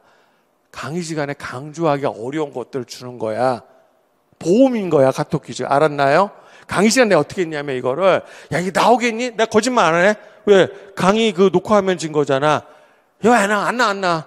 근데 딱 보고, 야, 그래도 나오면 혹시 이 중에 뭐가, 야, 후퇴는요, 이거는 우리가 이걸 모양을 보고 짐작을 하는데, 대체란 말이 언뜻 잘 안 떠오를 수 있다 그래서, 대체는 한번 신경 써 한번 봐도, 이러고 갔잖아. 이걸 강조한 적 한 번도 없습니다. 거짓말. 내가 사면대체 나올 거라고 예상했다면, 야, 봐라, 내가 이거 나올 줄 알았거든? 이거는 거짓말이에요. 나는 안 나올 줄 미안해요. 이건 진실 얘기해야 되지. 난 안 나올 줄 알았어. 내가 실수했는데 나와버린 거야. 좋아하네. 예, 거짓말 안 해요. 그런 건. 선생님들, 내가 양심 파는 사람 아닌 거 알 거예요. 저 실수 인정하는 사람이에요. 내가 실수를 해서 여러분이 맞았어요. 실수 앞으로 많이 할까? 근데 그러면 안 되지. 그렇게 된 겁니다. 그래서 첫 번째가 사면대체 요거 항상 내가 모의고사 혼난 거야. 요렇게 돼 있어. 맞춰서 써줘. 이거 원래 이론까지 써야 돼. 그래서 지금 이론 안 쓰고 이제 와서 선생님 이론 안 썼는데 틀리게 할까요? 카톡 많이 받거든요. 틀리게 하진 않을 겁니다. 그래서 안심하시고요. 그 다음에 요거가 이제 문제지. 니은의 경우에, 자, 평형 후퇴라고 쓰던가 아니면 사면 평형 후퇴라고 써야지 맞는데, 사면 후퇴까지는 봐줄 가능성이 있다라고 생각이 들어요. 됐어? 네. 자, 일단 후퇴가, 평형보다는 좀 더, 심지어 이것도 있죠. 평행 후퇴도 있는데, 그거는 안 틀리게 할 거야. 포르투갈이나 포르투칼이나 그렇잖아, 그지? 네. 해결됐나요? 네. 자, 그러면, 아래 거 보겠습니다. 자, 이게 제일 어려웠을 거야. 모든 문제를 통해서 얘가 가장 어려웠던 거거든. 그러니까 결국 우리가 하천역이, 도대체 하천역이 뭐예요? 참, 나 요즘에 그런 말도 쓰다. 우리 보니까 나보고 지리력이 좋대. 그럼 이걸 볼까? 경제력이 있다. 그러면 내가 돈이 많다는 얘기잖아. 지력이 많은 건 도대체 뭐지? 참 애매한 말들이야. 그래서 함부로 이제 쓰면 안 되는데, 어쨌든 하천역은 이건 예전에 하천 에너지로 나온 적이 2차 시험 문제 나온 거거든. 결국 이거는 침식 능력을 뜻하는 말이야. 결국 본질은. 알겠어요? 네. 그래서 결국은 자, 침식 능력이 뛰어나려면 가장 본질적인 우리 하천수리 공부한 게 바로 그거야. 하천수리에서 제일 중요한 건 뭐죠? 유량이죠. 그 다음에 뭡니까? 요속, 하폭, 수심 등이 돼요. 알겠나? 그런데 지금 얘가 일정하다 그랬거든. 그럼 결국 이 하천 에너지는 자, 뭐에서 나머지는 다 이거 안 변하는 거잖아. 물의 밀도 등등등. 이해됩니까? 네. 그래서 나머지는 안 변하기 때문에 결국은 이거하고 이거가 남는데, 문제는 뭐냐면은 얘가, 자, 봐. 이 유량이 지금 여기에 뭐 강수행 들었다 이런 얘기가 없거든요. 그 유량이 는 게 왜 는 거야? 실제 유량이 늘었다 볼 수 없지. 그러니까 천이점이란 말이야. 천이점. 그래서 여기서 유량이 늘었다고 우리가 볼 수 있는 거. 유량은 자, 그냥 물의 총량이 아니라 일정 시간에 특정 구간을 통과하는 물의 양이거든요. 내 말 알겠나요? 그러니까 유속이 빨라지면, 자, 이거 우리 하천수에서 배웠잖아. 유속이 증가하면 유량도 증가하는 거라고 봐야 되는 거잖아. 그렇기 때문에 경사에 의해서 유량이 증가한 거야. 그러니까 요거를 답을 잘 쓰려면 어떻게 해야 돼? 이거 기본적인 개론서에 다 들어있어. 그래서 결국은 유량과 그다음에 경사로 써주든가, 아니면 요식을 얼마든지 치환이 가능하거든. 치환을 하게 되면 다른 거 동일할 때 이거야 이걸로 할 수 있단 말이야. 그래서 유속과 경사로 쓰거나 이렇게 하시면 돼요. 그래서 이건 둘 다 답이 될 거고, 고민이 이렇게 쓴 사람이 있겠지요. 그거는 이제 우리가 장담할 수는 없는데, 이 문제의 정답률이 만약에 낮다면 요까지는 허용될 가능성이 있다라고 보입니다. 그러나 의도한 답은 이렇게 봐야 되겠지. 알겠어? 그래서 요거는 제가 볼 때 희망을 가져도 돼요. 유량과 요속이라는 거. 그 다음에 안타깝지만 선생님들 이거야. 아까 천이점 선생님들은 기계적 공부해서 내가 천이점에서 천안점과 천급점이 그렇게 중요한 거 아니라 그랬잖아. 항상 선생님들 기본을 안 해. 천이점 잡자 경사 변환점, 영사 급변점이거든. 그러니까 천급점은 뭐가 되고 천안점 뭐가 된다. 뭐 천급점 쪽에서는 두부침식으로 어쩌고 저쩌고, 천안점은 하방침 어쩌고. 그거는 본질이 아닌 거예요. 이 구간을 통과할 때니까. 알았어요? 그렇게 쓰는 사람도 가끔 있더라고. 하나는 두부침식. 쓸데없는 말이야. 전혀 문제에서 원하는 답이 아닌 겁니다. 이해되지? 그래서 하천역 요소 중에서 두 가지 측면에서 서술할 거라 이거야. 그래서 여기서 언급이 안 돼. 지금 하천 뭡니까? 하천역 요소는 결국 요거 세 가지가 되는 거야. 그래서 넓게 보면 세 가지 중에서 두 가지를 쓰시면 되고, 그다음에 원래는 처음에 정할 때 그 공식에서는 요거 두 개를 처음에 정해놨거든요. 이렇게 쓰던가요. 해결됐나? 네. 자, 그러면 8번 문제로 가도록 하겠습니다. 넘겨도 되죠? 네. 8번 문제 기후 문제인데요. 저는 저는 이렇게 했어요. 제가. 이게 고등학교 수준의 문제거든, 사실은. 그래서 우리가 항상 이렇게 하지. 선생님들 가르칠 때 고등학교 수준에는 아이들 가르칠 때도 마찬가지. 한국지만 배워. 그러면 우리나라 북서계절풍, 남동계절풍. 근데 우리가 몬순이 할 때는 열대몬순하고 온대몬순 중에서 어느 게 더 중요한 거야? 열대몬순이 더 중요한 거고. 그래서 우리나라는 사실은 우리가 몬순이 하지만 우리나라는 워낙 겨울철, 북서계절풍 이걸 너무 강조하죠. 그래서 온대몬순에서는 겨울철 몬순을 강조하고 열대몬순에서는 여름철 몬순. 근데 사실 열대 몬순을 기준으로 하는 거예요. 그리고 전반적으로 열대 지방을 가운데 표시를 했잖아요. 그러니까 얘는 열대 몬순을 뭐라고 하냐, 그거를 인도 몬순이라고도 해요. 그래서 이건 대입에서도 나온 적이 있었어. 인도 몬순의 방향을 봤는데 대입에서 이게 정답이 되게 많이 틀렸는데, 여름철 풍향을 물어봤는데 애들이 전부 남동풍이라고 썼어. 그런데 대입에서는 남서풍이 답이었다고요. 내 말 알겠지? 대입에서 그러니까 이거 답이 뭐가 되는 거야? 북동풍, 남서풍이 되는데, 근데 문제는 자, 이렇게 그러니까 처음에는 북동풍, 남서풍 이걸 떠올렸대도, 아니 어느 지점? 여기로도 하면 어떻게 돼? 물론 여길 물어보진 않았겠죠. 그러니까 전반적으로 얘네들을 중심으로 설명을 해야 되는 거잖아. 여기가 풍향이 그러겠어요? 그러니까 이건 어떻게 보면 좀 나쁘게 말하면 쑥떡같이 얘기하면 뭐 찰떡같이 알아야 된다 이거잖아. 그래서 원칙적으로는 북동풍이나 남서풍 이렇게 답을 써야 되는데, 그런데 그 기준을 안 줬어요, 출제 교수님이. 그래서 제가 볼 때는 육풍해풍이죠, 결국은. 그래서 여름철에는, 즉 1월 달에는 대륙에서, 7월 달에는 바다에서 여기까지 될 것 같아요. 얼굴 펴, 그러니까. 알겠어요? 근데 이게 이제 문제인 거야. 이러니까 왜 평가원이 항상 고민해. 근데 이거를 북동 남서풍이라 쓴 친구들도 꽤 있거든. 점수 까먹잖아. 맞죠? 고민 많이 하고 있을 겁니다, 이거는. 그래서 내가 사실은 말하기 조심스러운 게, 내가 여기서 이걸 해버리면요, 내가 해설 강의 우리나라에서 나만 하고 있잖아. 그런 교수님들이 와서 사실 이거 살짝 참고를 하신대요. 그러면 내가 이래버리면 또 답에 영향을 주잖아. 그래서 나는 처음에는 그냥 아마 나한테 질문하고 혼났을 거야. 북동남소로 그거를. 그런데 그러고도 학생이 저한테 질문한 건 나쁘지 않아. 내가 아무리 말을 그렇게 까칠하게 해도 다시 봤어요. 그 학생은 그래. 여러분 주장이 설득력이 있어. 아무리 그걸 했다 그래도 그러면 얘를 풍향을 알잖아.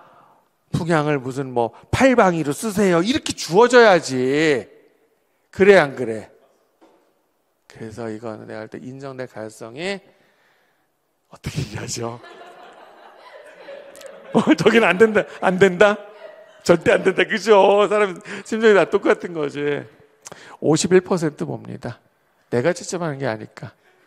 아직 51%면 끝난 것이 뭐. 눈치챘죠? 네, 참. 교수님도 혹시 보시면, 저는, 왜냐하면은, 우리 학생들 편을 들어야 돼요. 그래서 양해를 해주세요. 그래서 저 문제 디스 하려고 그런 의도는 아니었습니다.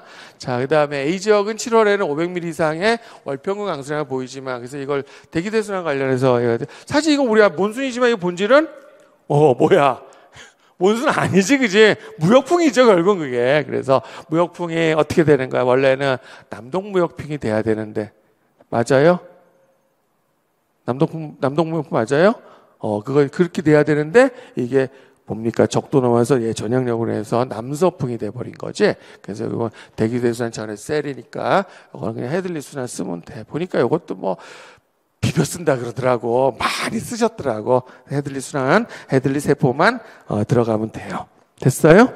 네, 없이 여기에 셀에다가 순환을 썼으니까 헤들리 세포라 써도 되고 헤들리 순환이라 써도 돼. 그건 틀리게 하지 않아. 그 다음에 마지막 거는요. 이거는 뭐 엄청 반가웠을 거 아니에요. 내가 얘는 이제 몬순 또는 사바나 요거는 어차피 사바나가 몬순도 사바나에 포함되는 거야.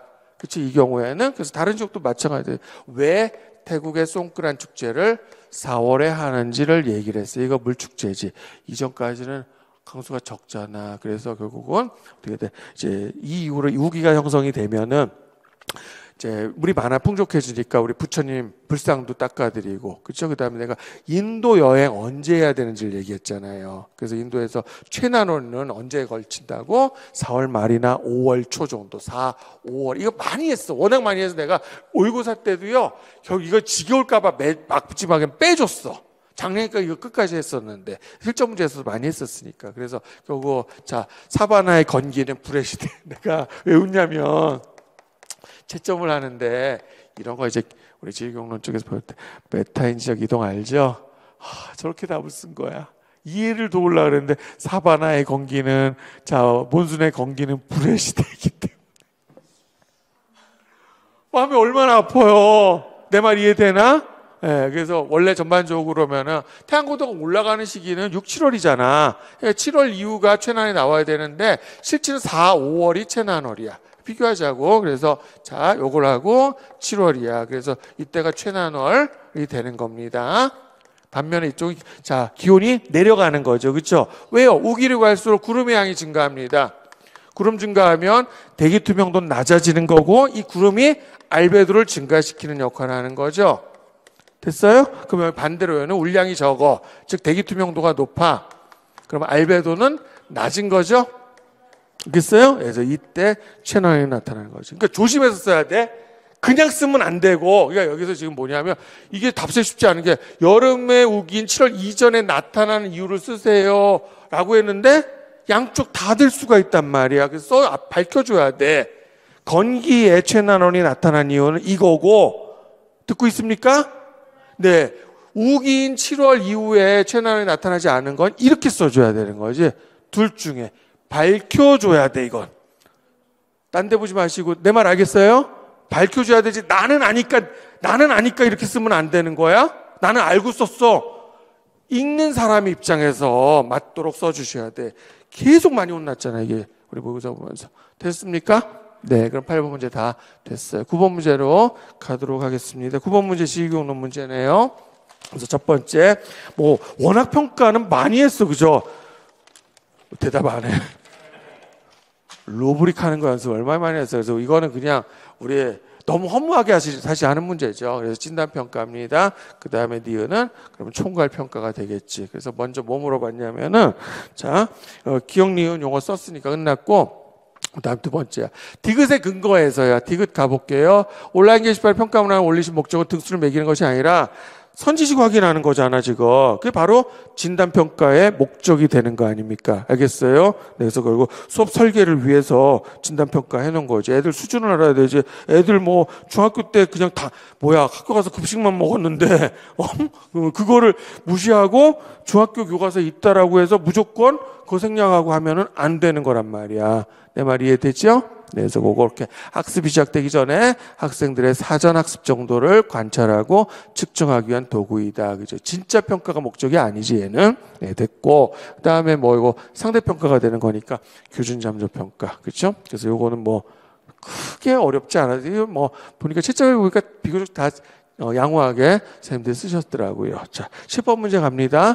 첫 번째 이거는 재탕이죠, 이거는. 네, 그리고 우리 중학교 사회교과서 어차피 2차 시험 볼 거니까요. 5대 영역 16개 비가이디어들 선생님들 다 숙지하고 계실 거예요. 그래서 그거는 제가 따로 설명할 필요 없는데 문제는 저 핵심 개념이야. 그러니까 이거다. 우리가 2015 개정교육과정인데 저도 다 해드리지만 선생님들 보면 미안해 웃어서 한 번도 총론을 안 읽어본 거야. 그래서 선생님들 총론하면 우리 핵심 영역, 살금역 이거만 하면 읽어봐야죠. 그래요, 안 그래요? 맞죠? 네, 그래서 제가 선생님들이 공부가 가장 덜 된 부분이 뭐라 그랬어? 지리교육론이 가장 덜 된 거라는 거죠. 배점은 20점인데 인정하세요? 네, 그래서 자 결국 핵심 개념을 중심으로 지금 교육과정을 구성을 했어. 그럼 장점이 뭐냐 이거야. 그래서 핵심 개념을 중심으로 구성을 하면 학습 내용을 구조화할 수 있다라는 거지. 자, 그러니까 나보고 답아 어떻게 이렇게 짧게 쓸 수 있어요? 이런 질문 많은데 좋아요. 그러면 구조화까지 그거 아니 꼭 구조화란 말 아니래도 정답 허용될 수 있습니다. 학습 내용을 구조화한다는 걸 다른 식으로 표현할 수 있으니까 체계화를 틀리게 하기는 조금 그렇죠. 네, 그다음 또 하나 학습량이야. 학습량의 적정화야. 물론 학습량을 좀 줄이고자 하는 그런 의도가 없지는 않다라고 보이지만 그렇다고 해서 꼭 학습량을 줄인다. 요거는 저라면 사실은 쌤들이 내 학생들이 아니라면 감점을 할 것 같아요. 그러나 또 모르는 거니까. 그래서 다시 한번 하고 학습 내용을 구조화, 그 다음에 학습량의 적정화 이렇게만 하면 돼. 됐나? 네, 이렇게 그렇게 간결하게 쓴 사람 많지 않았습니다. 저도 거의 못 본 것 같아. 정확하게 쓴 사람은. 그러니까 이거는 이제 정답률이 낮으니까 아무래도 조금 봐줄 가능성이 없지는 않다라고 생각이 들어요. 근데 그건 내 손을 떠난 문제야.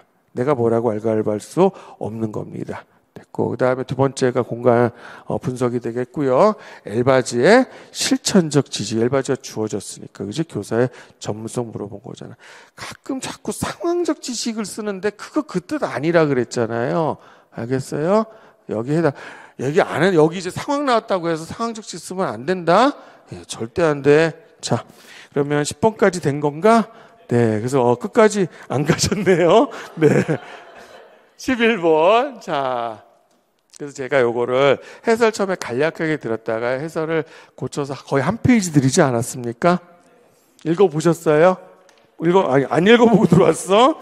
네, 그래서 지금 일단은 여태까지 제가 이거 얘기를 해줄게. 우리가 배점이 이거 들어가서요. 각 영역별로 사실 교수님 간에 약간의 그 긴장 관계가 조성이 됩니다. 들어갔으면 10점씩 8명 출제하니까 10점씩 내야 될 거 아닙니까? 안 그래? 네, 근데 문제가 이게 지도학 파트야.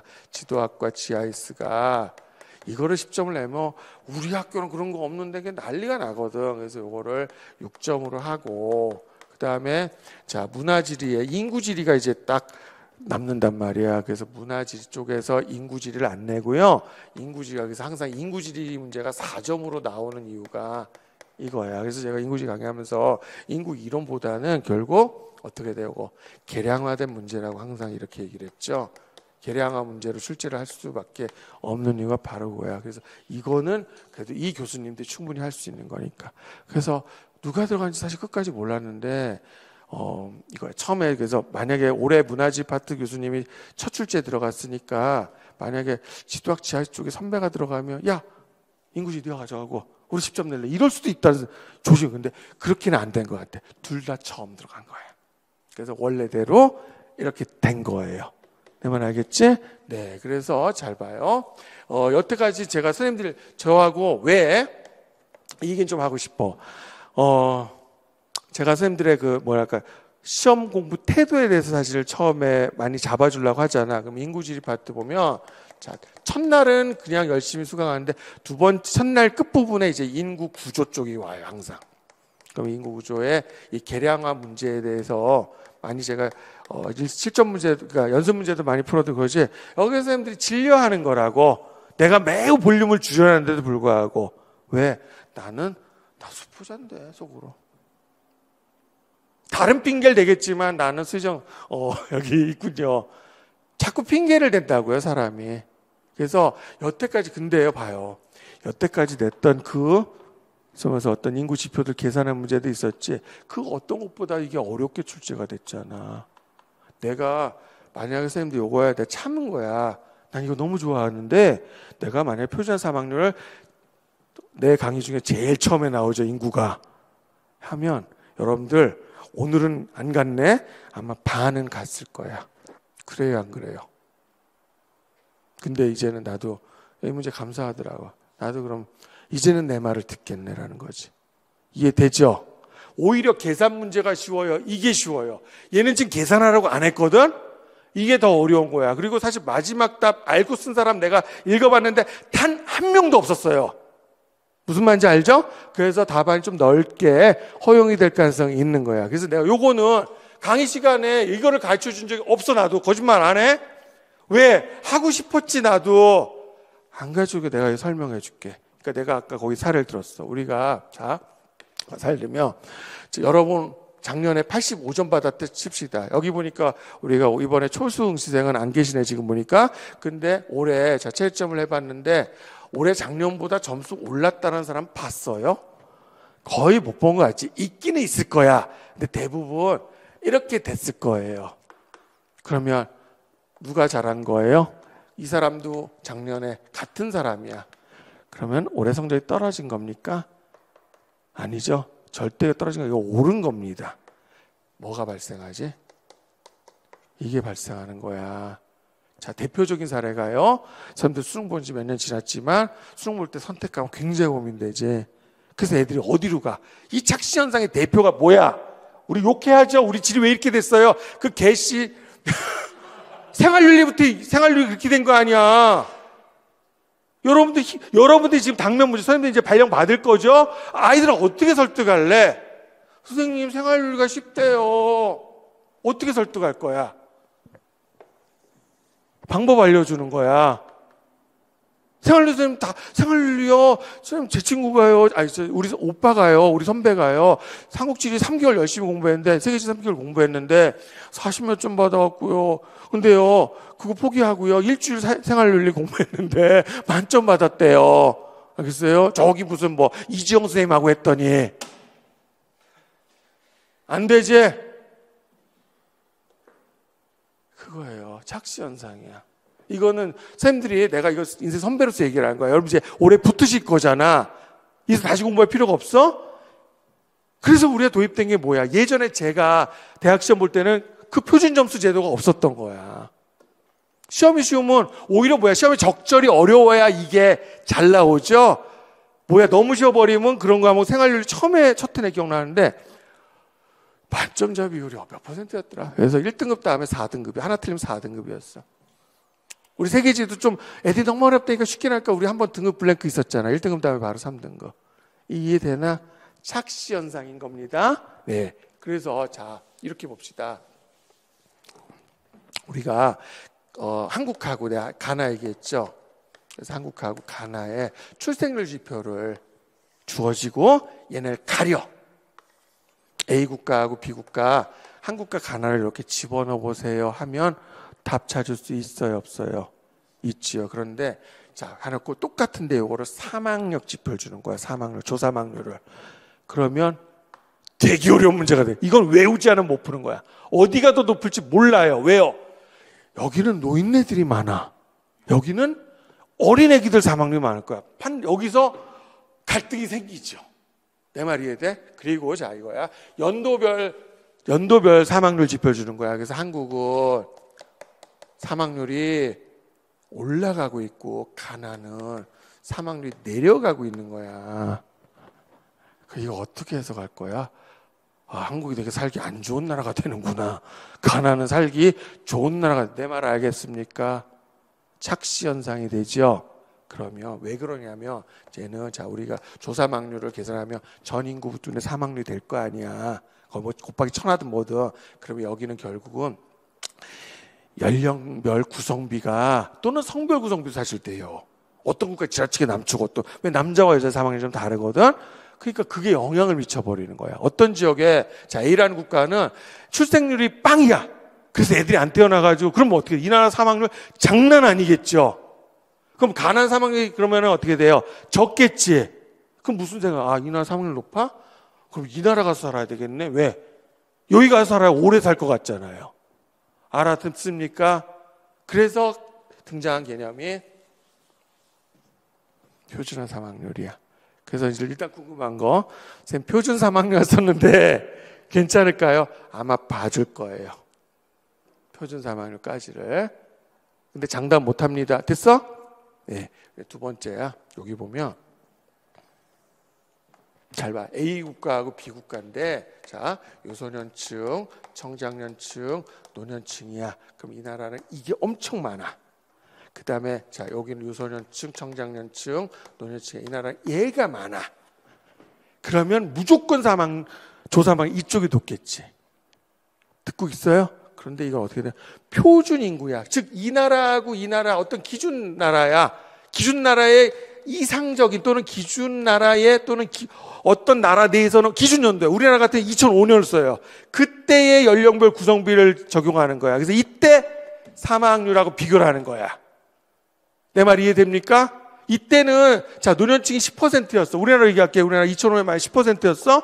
그럼 지금은 20%가 됐겠지. 그러면 당연히 이때보다 사망률이 늘었겠죠.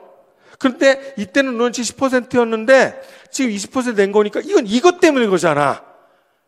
연령별 인구 구조가 영향을 결정해 버렸지. 그럼 이거를 이렇게 바꾸는 거야. 똑같이 10% 상황이라면. 알겠어요? 그럼 어떻게 될까? 똑같이 10% 상황이라면 내려갔겠죠. 왜? 우리가 평균 수명이 길어지거든 점점. 내 말 알겠나요? 이게 그런 뜻이야. 이거 가지고 이게 수리력이 요구가 되는 거야. 자, 연령별 사망률에다가 해당 지역의 연령별 인구가 아니야. 표준 인구의 연령별이야. 다시 내가 쉽게 했다. 자, 표준 인구야. 2005년 결정했어. 그럼 그때 연령별 노년층이 10%야. 그거로 곱해주는 거야. 요걸 곱해주는 거야. 자, 노년층 사망률이 높겠죠? 10%를 곱해주는 거하고 20%를 곱해주는 거하고 결과가 같아야 달라요. 다르죠. 2005년도와 비교해서 우리나라 지금 벌써 노년층 인구 비율이 거의 2배 육박했어. 20년 사이에, 15년 사이에. 그래서 이걸 감안하면 딱 짐작해봐. 우리나라 각 지역별의 조사망률하고 표준화 사망률하고 대략 2배 가까이 차이 나겠네. 보이세요? 이 지표가 왜 이렇게 차이? 거의 그지? 딱 노년층 인구 비율 늘어나는 만큼 차이 나죠? 그러니까 표준화 사망률은 뭘 빼버린 거야? 연령 구조가 사망률에 미치는 이 요인을 제거시켜버린 거야. 알아듣겠습니까?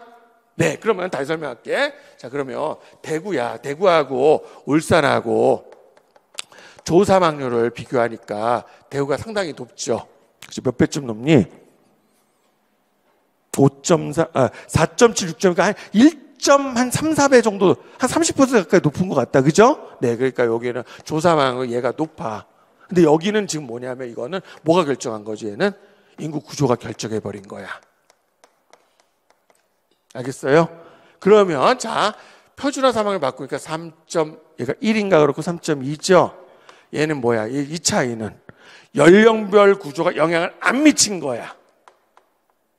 이게 표준 인구하고 비교했으니까. 여기서는 대구하고 울산의 연령 구조가 연령별 비중이 똑같다고 가정하고 매긴 거야. 무슨 말인지 알겠어요? 여기에 자, 대구가 유소년층 10%면 여기도 10%라고 가정하는 거고, 여기가 자, 요게 공식 그런 거야. 대구가 청장층 60%면 여기도 60% 가정한 거야. 알아들어? 됐지? 제대로 이해했지? 네, 어차피 나중에 애들이 가지. 이제는 너희도 나한테 배울 기회가 없잖아. 그러니까 요 차이, 사실 이게 차이가 있다 봐야 돼요? 없는 거지, 거의. 있다 그러면 뭐로 볼 수 있냐면, 울산이 아무래도 사고로 인한 사망률이 이쪽보다 높을. 그 의심을 가서 보면, 자, 지역별로 나오거든. 가만히 보니까요. 자, 서울이요. 뭐가 떠올라? 야, 그러니까 연령 구조가 사망률 영향을 주는 거 요인을 제거하니까 서울과 세종이 낮아 보이네. 낮죠, 그죠? 그럼 여기는 위험한 일을 하는 사람 상대적으로 적다라는 거야. 화이트 칼라 계층 내진 서비스업이. 반면에 높은 데를 찾아보니까, 소위 말해서 우리나라의 과거에는 뭐 지금은 옛날보다 좋았지만 기본적으로 공업지대야. 그죠? 항구도시 좀 뭡니까? 적한지 지향의 공업들이 대체로 위험도가 높잖아요. 이해돼요? 그래서 뭐 산업재해로 나이 든 사람의 암발병이 아니라 젊은 사람들은 아무래도 상대적으로 높은 거야. 그런데 잘 봐. 이거를 생각하지 않고 물어보는 거야. 전국에서 그러면 자, 도시만 비교하는 거야. 여러분 어느 도시에 살고 싶어요? 근데 자, 서울 사람들이 오래 산다라고 생각 못 하지. 이해됩니까? 이게 그거야. 여러분 자, 연령별 구조가 똑같을 때 어디 가서 살면은 그러면은 더 오래 살 수 있어요. 서울에 가서 살면 아니면 여기에서. 이렇게 되는 거야. 됐나? 그럼 이해 다 됐죠? 자, 그다음에 살짝 교수님께 죄송하지만 문제 조금 제가 이게 완성도가 아쉬운 부분을 언급하겠습니다. 여기 이렇게 물어봤어. 대구가 울산에 비해서 조사방이 높지만 니은이 낮은 이유를, 그러니까 얘를 해석을 할 때 이걸 어떻게 해석해야 되는 문제. 자, 요것만 물어봤어요. 그럼 딱 뭐죠? 대구와 울산의 인구 구성비가 같지 않기 때문이야. 즉 대구가 노인 인구 비율이 높기 때문이야. 됐나? 그럼 요거야.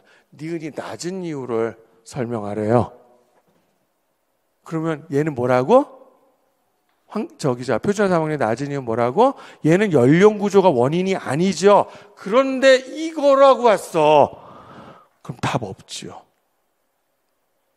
내 말 알겠어? 그러니까 결국은 문장이 매끄럽게는 안 되는 거야. 그러니까 결국 이거 합해서 얘기할 수밖에 없어. 다시 한번.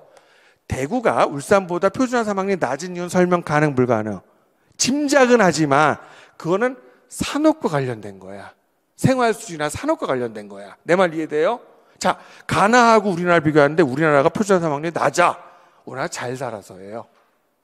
이해돼요? 근데 봐요. 울산이 대구보다 못 살아? 그것도 아니잖아. 울산이 GDP가 사실 1등이잖아. GRDP. 예. 그러니까 아니겠죠. 알겠나? 이거 여기 써놓으세요. 이거 설명 불가능이야. 이거. 왜냐하면 이렇게 설명하라 그랬거든. 연령층별 인구 구조가 개입을 안 했을 때 표준화 사망률이 높고 낮은 건 그거 이외의 문제가 되는 겁니다. 알겠습니까? 이해 못하겠어? 이걸로 설명이 불가능한 거야. 다시 한번 표준화 사망률 의미가 뭐라고? 연령층 구성, 연령 구성, 인구 구조가 사망률에 미치는 요인을 사실 그게 결정해버린다 그랬잖아. 그걸 빼버린 거예요. 그래서 답이 없어요. 이 문제는. 안타깝게도. 이렇게 되면. 그러면, 자, 출제 의도를 생각해보면 그거잖아. 사실 이렇게 물어본 게 좋지. 왜 대구가, 사실 이거야. 조사망률하고 표준화 사망률의 차이가 큰 지역들, 그것들의 특성을 물어봤으면 어땠을까? 상대적으로 큰 지역이 어디야? 부산은 조사망률에서 표준화 사망률 빼면 3.5가 나오죠. 자, 해보자. 우리나라 전국 평균이, 그러니까 5.9에서 3.9, 그러니까 2.9 차이야. 2.9, 이것도 사실 퍼센트 포인트 차이죠. 근데 부산을 보니까요, 6.8에서 3.3을 빼면 3.5가 나오죠. 됐나? 맞죠? 서울 빼봐. 서울은 4.8에서 2.6을 빼니까 2.2가 나온 거야. 각각의 퍼센트 포인트.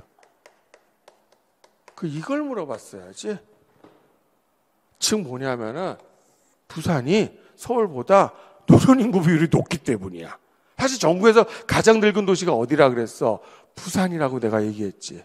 그래서 결국 자 서울과 부산에 그 연령층이 사망률에 영향을 주는 요인을 제거해 버리니까 표자 사망률에서 차이가 줄어들잖아. 여기선 6.8하고 4.8 차이가 벌어졌었는데 2.6과 3.3 자 2에서 0.7로 줄어들잖아. 이렇게 놓으니까 그래서 이제 본질적인 거 왜 서울이 사망률이 낮은가에 대해서 부산이 왜 사망률이 높은가에 대해서 우리가 문제를 진단할 수 있는 거잖아요. 됐나요? 엄밀히 말하면 이 문제는 답이 없습니다. 그런데 출제를 감안해서 결국 대구를 물어봤거든. 울산이 아니라 대구가 물어봤으니까 뭐 울산까지 써도 돼. 그러니까 결국 대구와 울산에 연령층 이군 구조의 특정에 설명을 했으니까 대구가 울산보다 사람 수 아니야. 이건 비율이야 다. 청장년층의 비율은 대구가 떨어질 거고 그 다음에 노년층 비율은 어디예요? 대구가 높을 거고 그 다음에 유소년도 마찬가지로 울산 유소년 비율이 높죠. 그러니까 유소년층과 청장층 비율은 울산이 높을 거고 그 다음에 노년층 비율은 대구가 높을 거고 그렇게 써도 틀리다고 할 수 없는 거야. 이해되셨어? 되게 좋아하네? 답이 없는 문제에 답을 어떻게 요구해요? 그래서 요거는 미스라고 보입니다. 알겠어요? 지금 아마 내가 이렇게 얘기해서 발견했을 수도 있어. 맞지? 다시 한번. 얘는 이걸로 설명 가능해. 근데 얘는 인구 구조가 사망률에 영향 미친 영향을 제거시킨 거야. 그러면 요거는 자 여기서 서울하고 부산에 자 사망률 차이가 발생한 이유는 연령 빼고 다른 거에서 찾아야 되는 거고 여기서는 뭘로 찾을 수 있어? 이거는 서울의 노년인구 비율이 높으니까 부산이 서울보다 노년인구 비율이 높으니까 끝? 시원하십니까? 하나 살려줬다? 맞잖아. 그래서 이게 어차피 이걸 알고 쓴 사람이 내가 채점을 해봤는데 이걸 이해하고 쓴 학생이 있었으면 내가 이렇게 얘기를 안 할 텐데요. 이걸 이해하고 쓴 답안이 안 보이더라고. 이렇게 되고 좀 건질 것 같네. 알겠나? 그래서 결국 어떻게 돼? 그냥 그렇게 쓰면 맞게 처리하든가 아니면 아예 모든 전부 정답 처리를 하든가 방법이 없어. 니은이 낮은 이유를 저게 들어가 버렸어. 그냥 문제는 어떻게 돼요? 물론 그렇게 되면 문제 너무 쉬워지겠지만 대구가 울산에 비해서 조상말이 높은 이유를 연령층별 인구구조 측면에서 서술할까? 이렇게밖에 안 돼. 그래야 문제가 미스가 없어지는 거야. 나 국어 잘한 사람이에요. 동의하세요? 왜 안 되는지 알겠죠? 출제도 그게 아니었는데 그렇게 돼버렸어. 문장 구성이. 아예 얘는 연령층별 인구구조가 영향을 미치지만 요거는 그거를 제거했다. 그걸 물어보든가. 됐지? 네. 이렇게 해서 제가 그러면 해설 강의 마치도록 하겠습니다. 그래서 중간에 한두 명 갈 줄 알았는데 안 가서 고맙고요. 저는 원래 제가 모의고사 마지막 강의 때 올해 강의 모두 다 끝났다 그랬는데 결국 한 번을 더 했네요. 네, 근데 그게 앞에 거하고 성격이 다르죠. 그죠? 네, 저도 저 꽤 안 부리고 진짜 열심히 했습니다. 그래서 마지막으로 선생님들 제 점수 공개 당연히 아까 착시 현상 이제 이해해지? 여러분 점수 못 본 것 같은데 보니까 지금 못 본 것 같아서 왜 내가 수업 저 카톡 퀴즈 계속 하잖아. 장래 경우는요 시험 끝나고 연락이 더 많이 왔어. 알아서 잘 본 것 같거든. 올해는 내가 그렇게 많이 적중시켜줬는데도 못 본 것 같거든. 아닌가 착시야? 그냥 건방진 말투 같지만 그래도 내가 선배니까 이 말투로 마칠까 해요. 그래서 여러분들 잘 하셨을 겁니다. 그리고 쌤들 스스로가 제가 제 입으로 얘기하기 전에 왜 그렇게 할 수밖에 없었는지 알겠어요? 왜 이게 우리 지금도 많이 했잖아. 어떤 성취 기준에 도달했다고 해서 교사를 합격시켜주고 도달하지 못했다고 해서 떨어뜨리고 이럴 수가 없는 시험이에요. 선발 인원이 나왔기 때문에 사실은 쌤들이 붙었다고 해서 어느 정도 교사의 자질이 인정이 된 거라고 이것도 착시가 되죠. 그냥 응시 인원 대비 내가 7분의 1의 안에 들었을 뿐인 거죠. 그거는. 그래서 그렇게 생각할 필요 없다라고 그 말씀 드리고 싶어요. 상대평가가 가지고 있는 어쩔 수 없는 한계점이 되는 거지. 그래서 단순적으로 합격하려면 우리가 자꾸 자기 눈을 가리고 살아. 7대 1이면 나 같으면 이러겠어요. 나 같으면 남들보다 7배 노력하면 되는 거 아니야? 20대 1 되면 수면 노력하면 되는 거 아니야? 선발 인원하고 응시인원 같으면 노력 안 해도 되는 거야. 무조건 다 붙는 거 아니야. 무슨 말인지 알죠? 그래서 우리 만약에 이제 그 경쟁률이 이렇게 심하지 않다 그러면 옛날보다 많이 줄었지만 절대평가로 사실 나는 그 찬성이에요. 절대평가하는 방법. 그게 더 맞다고 생각해. 근데 현실적으로 그게 어렵잖아. 그리고 제가 그 말씀 드렸던 것 같아. 오늘이 물건 제일 쌀 때라고. 우리 100원짜리 200원에 굳이 사야 되나 할지 모르겠지만 내버려도 저거 500원 된다 그랬지. 그래서 이게 왜 이미 이제 많이 늘다가 최근 몇 년 또 확 늘다가 이제 멈췄어요. 그래서 올해 2명 줄었잖아요. 그래서 다행히 많이 안 줄었는데 내년에 선발 인원이 더 늘어날 거라고 생각하십니까? 줄어들 거라고 생각하십니까? 장담하는 건 못하지, 그지? 그러나 다 누구도 줄어들 거 예상하잖아. 그러니까 선생님들, 자, 지금부터 내가 2차는 뭐 따로 얘기를 하겠지만 2차 준비 열심히 하셔가지고 지난 건 잊어버리시고요. 그래서 올해 꼭 합격하셔가지고 올해 오셨던 선생님들 내년에는 저는 여러분들이 그러니까 재수강률이 계속 높아지는 거는 저 별로 안 바라. 나 새로운 학생들하고 공부하고 싶어요. 왜 웃어요? 내년에 다시 한번 와야 되는데 저 자식 못 오게 만드는데 아니야, 나는 진짜 새로운 학생들이 많이 왔으면 좋겠어. 여러분 맨날 그러잖아. 초수는 요것만 해도 된다라고 말하는 선배가 있으면 그 선배는 쓰레기죠. 지가 붙으려고 하는 거 아니야? 아니야? 맞아요, 안 그래요? 초수라고 무슨 핸디캡 잡아주고 그런 거 없잖아요. 네, 그렇게 하시면 돼요. 그래서 눈이 그렇게 말씀을 드렸던 거 아마 많이 깨달았을 것 같아. 그래서 전원 다 저한테 배운 학생들 전원 다 합격이면 좋겠지만 그럴 수는 없어. 왜냐하면 선발 인원이 정해져 있기 때문에. 그래도 제가 제 목표는 뭐냐면 합격률이었거든. 어쨌든 간에 합격률은 내가 내 한도에선 최대로 높여주고 싶다. 아무리 내가 많이 적중을 시켜둬도요, 저하고 공부하는 학생들 합격률이 갑자기 2배 되고 이렇게 될 수가 없어. 아까 얘기했지, 교사 역할을. 자, 아이들이 95%야.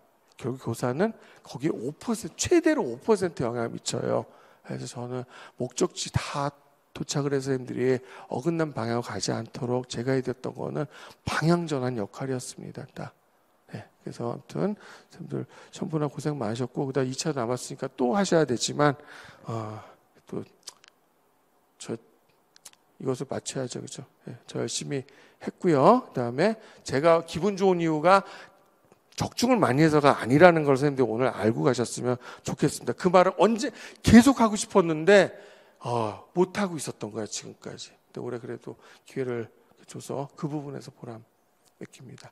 고맙습니다. 수고하셨습니다.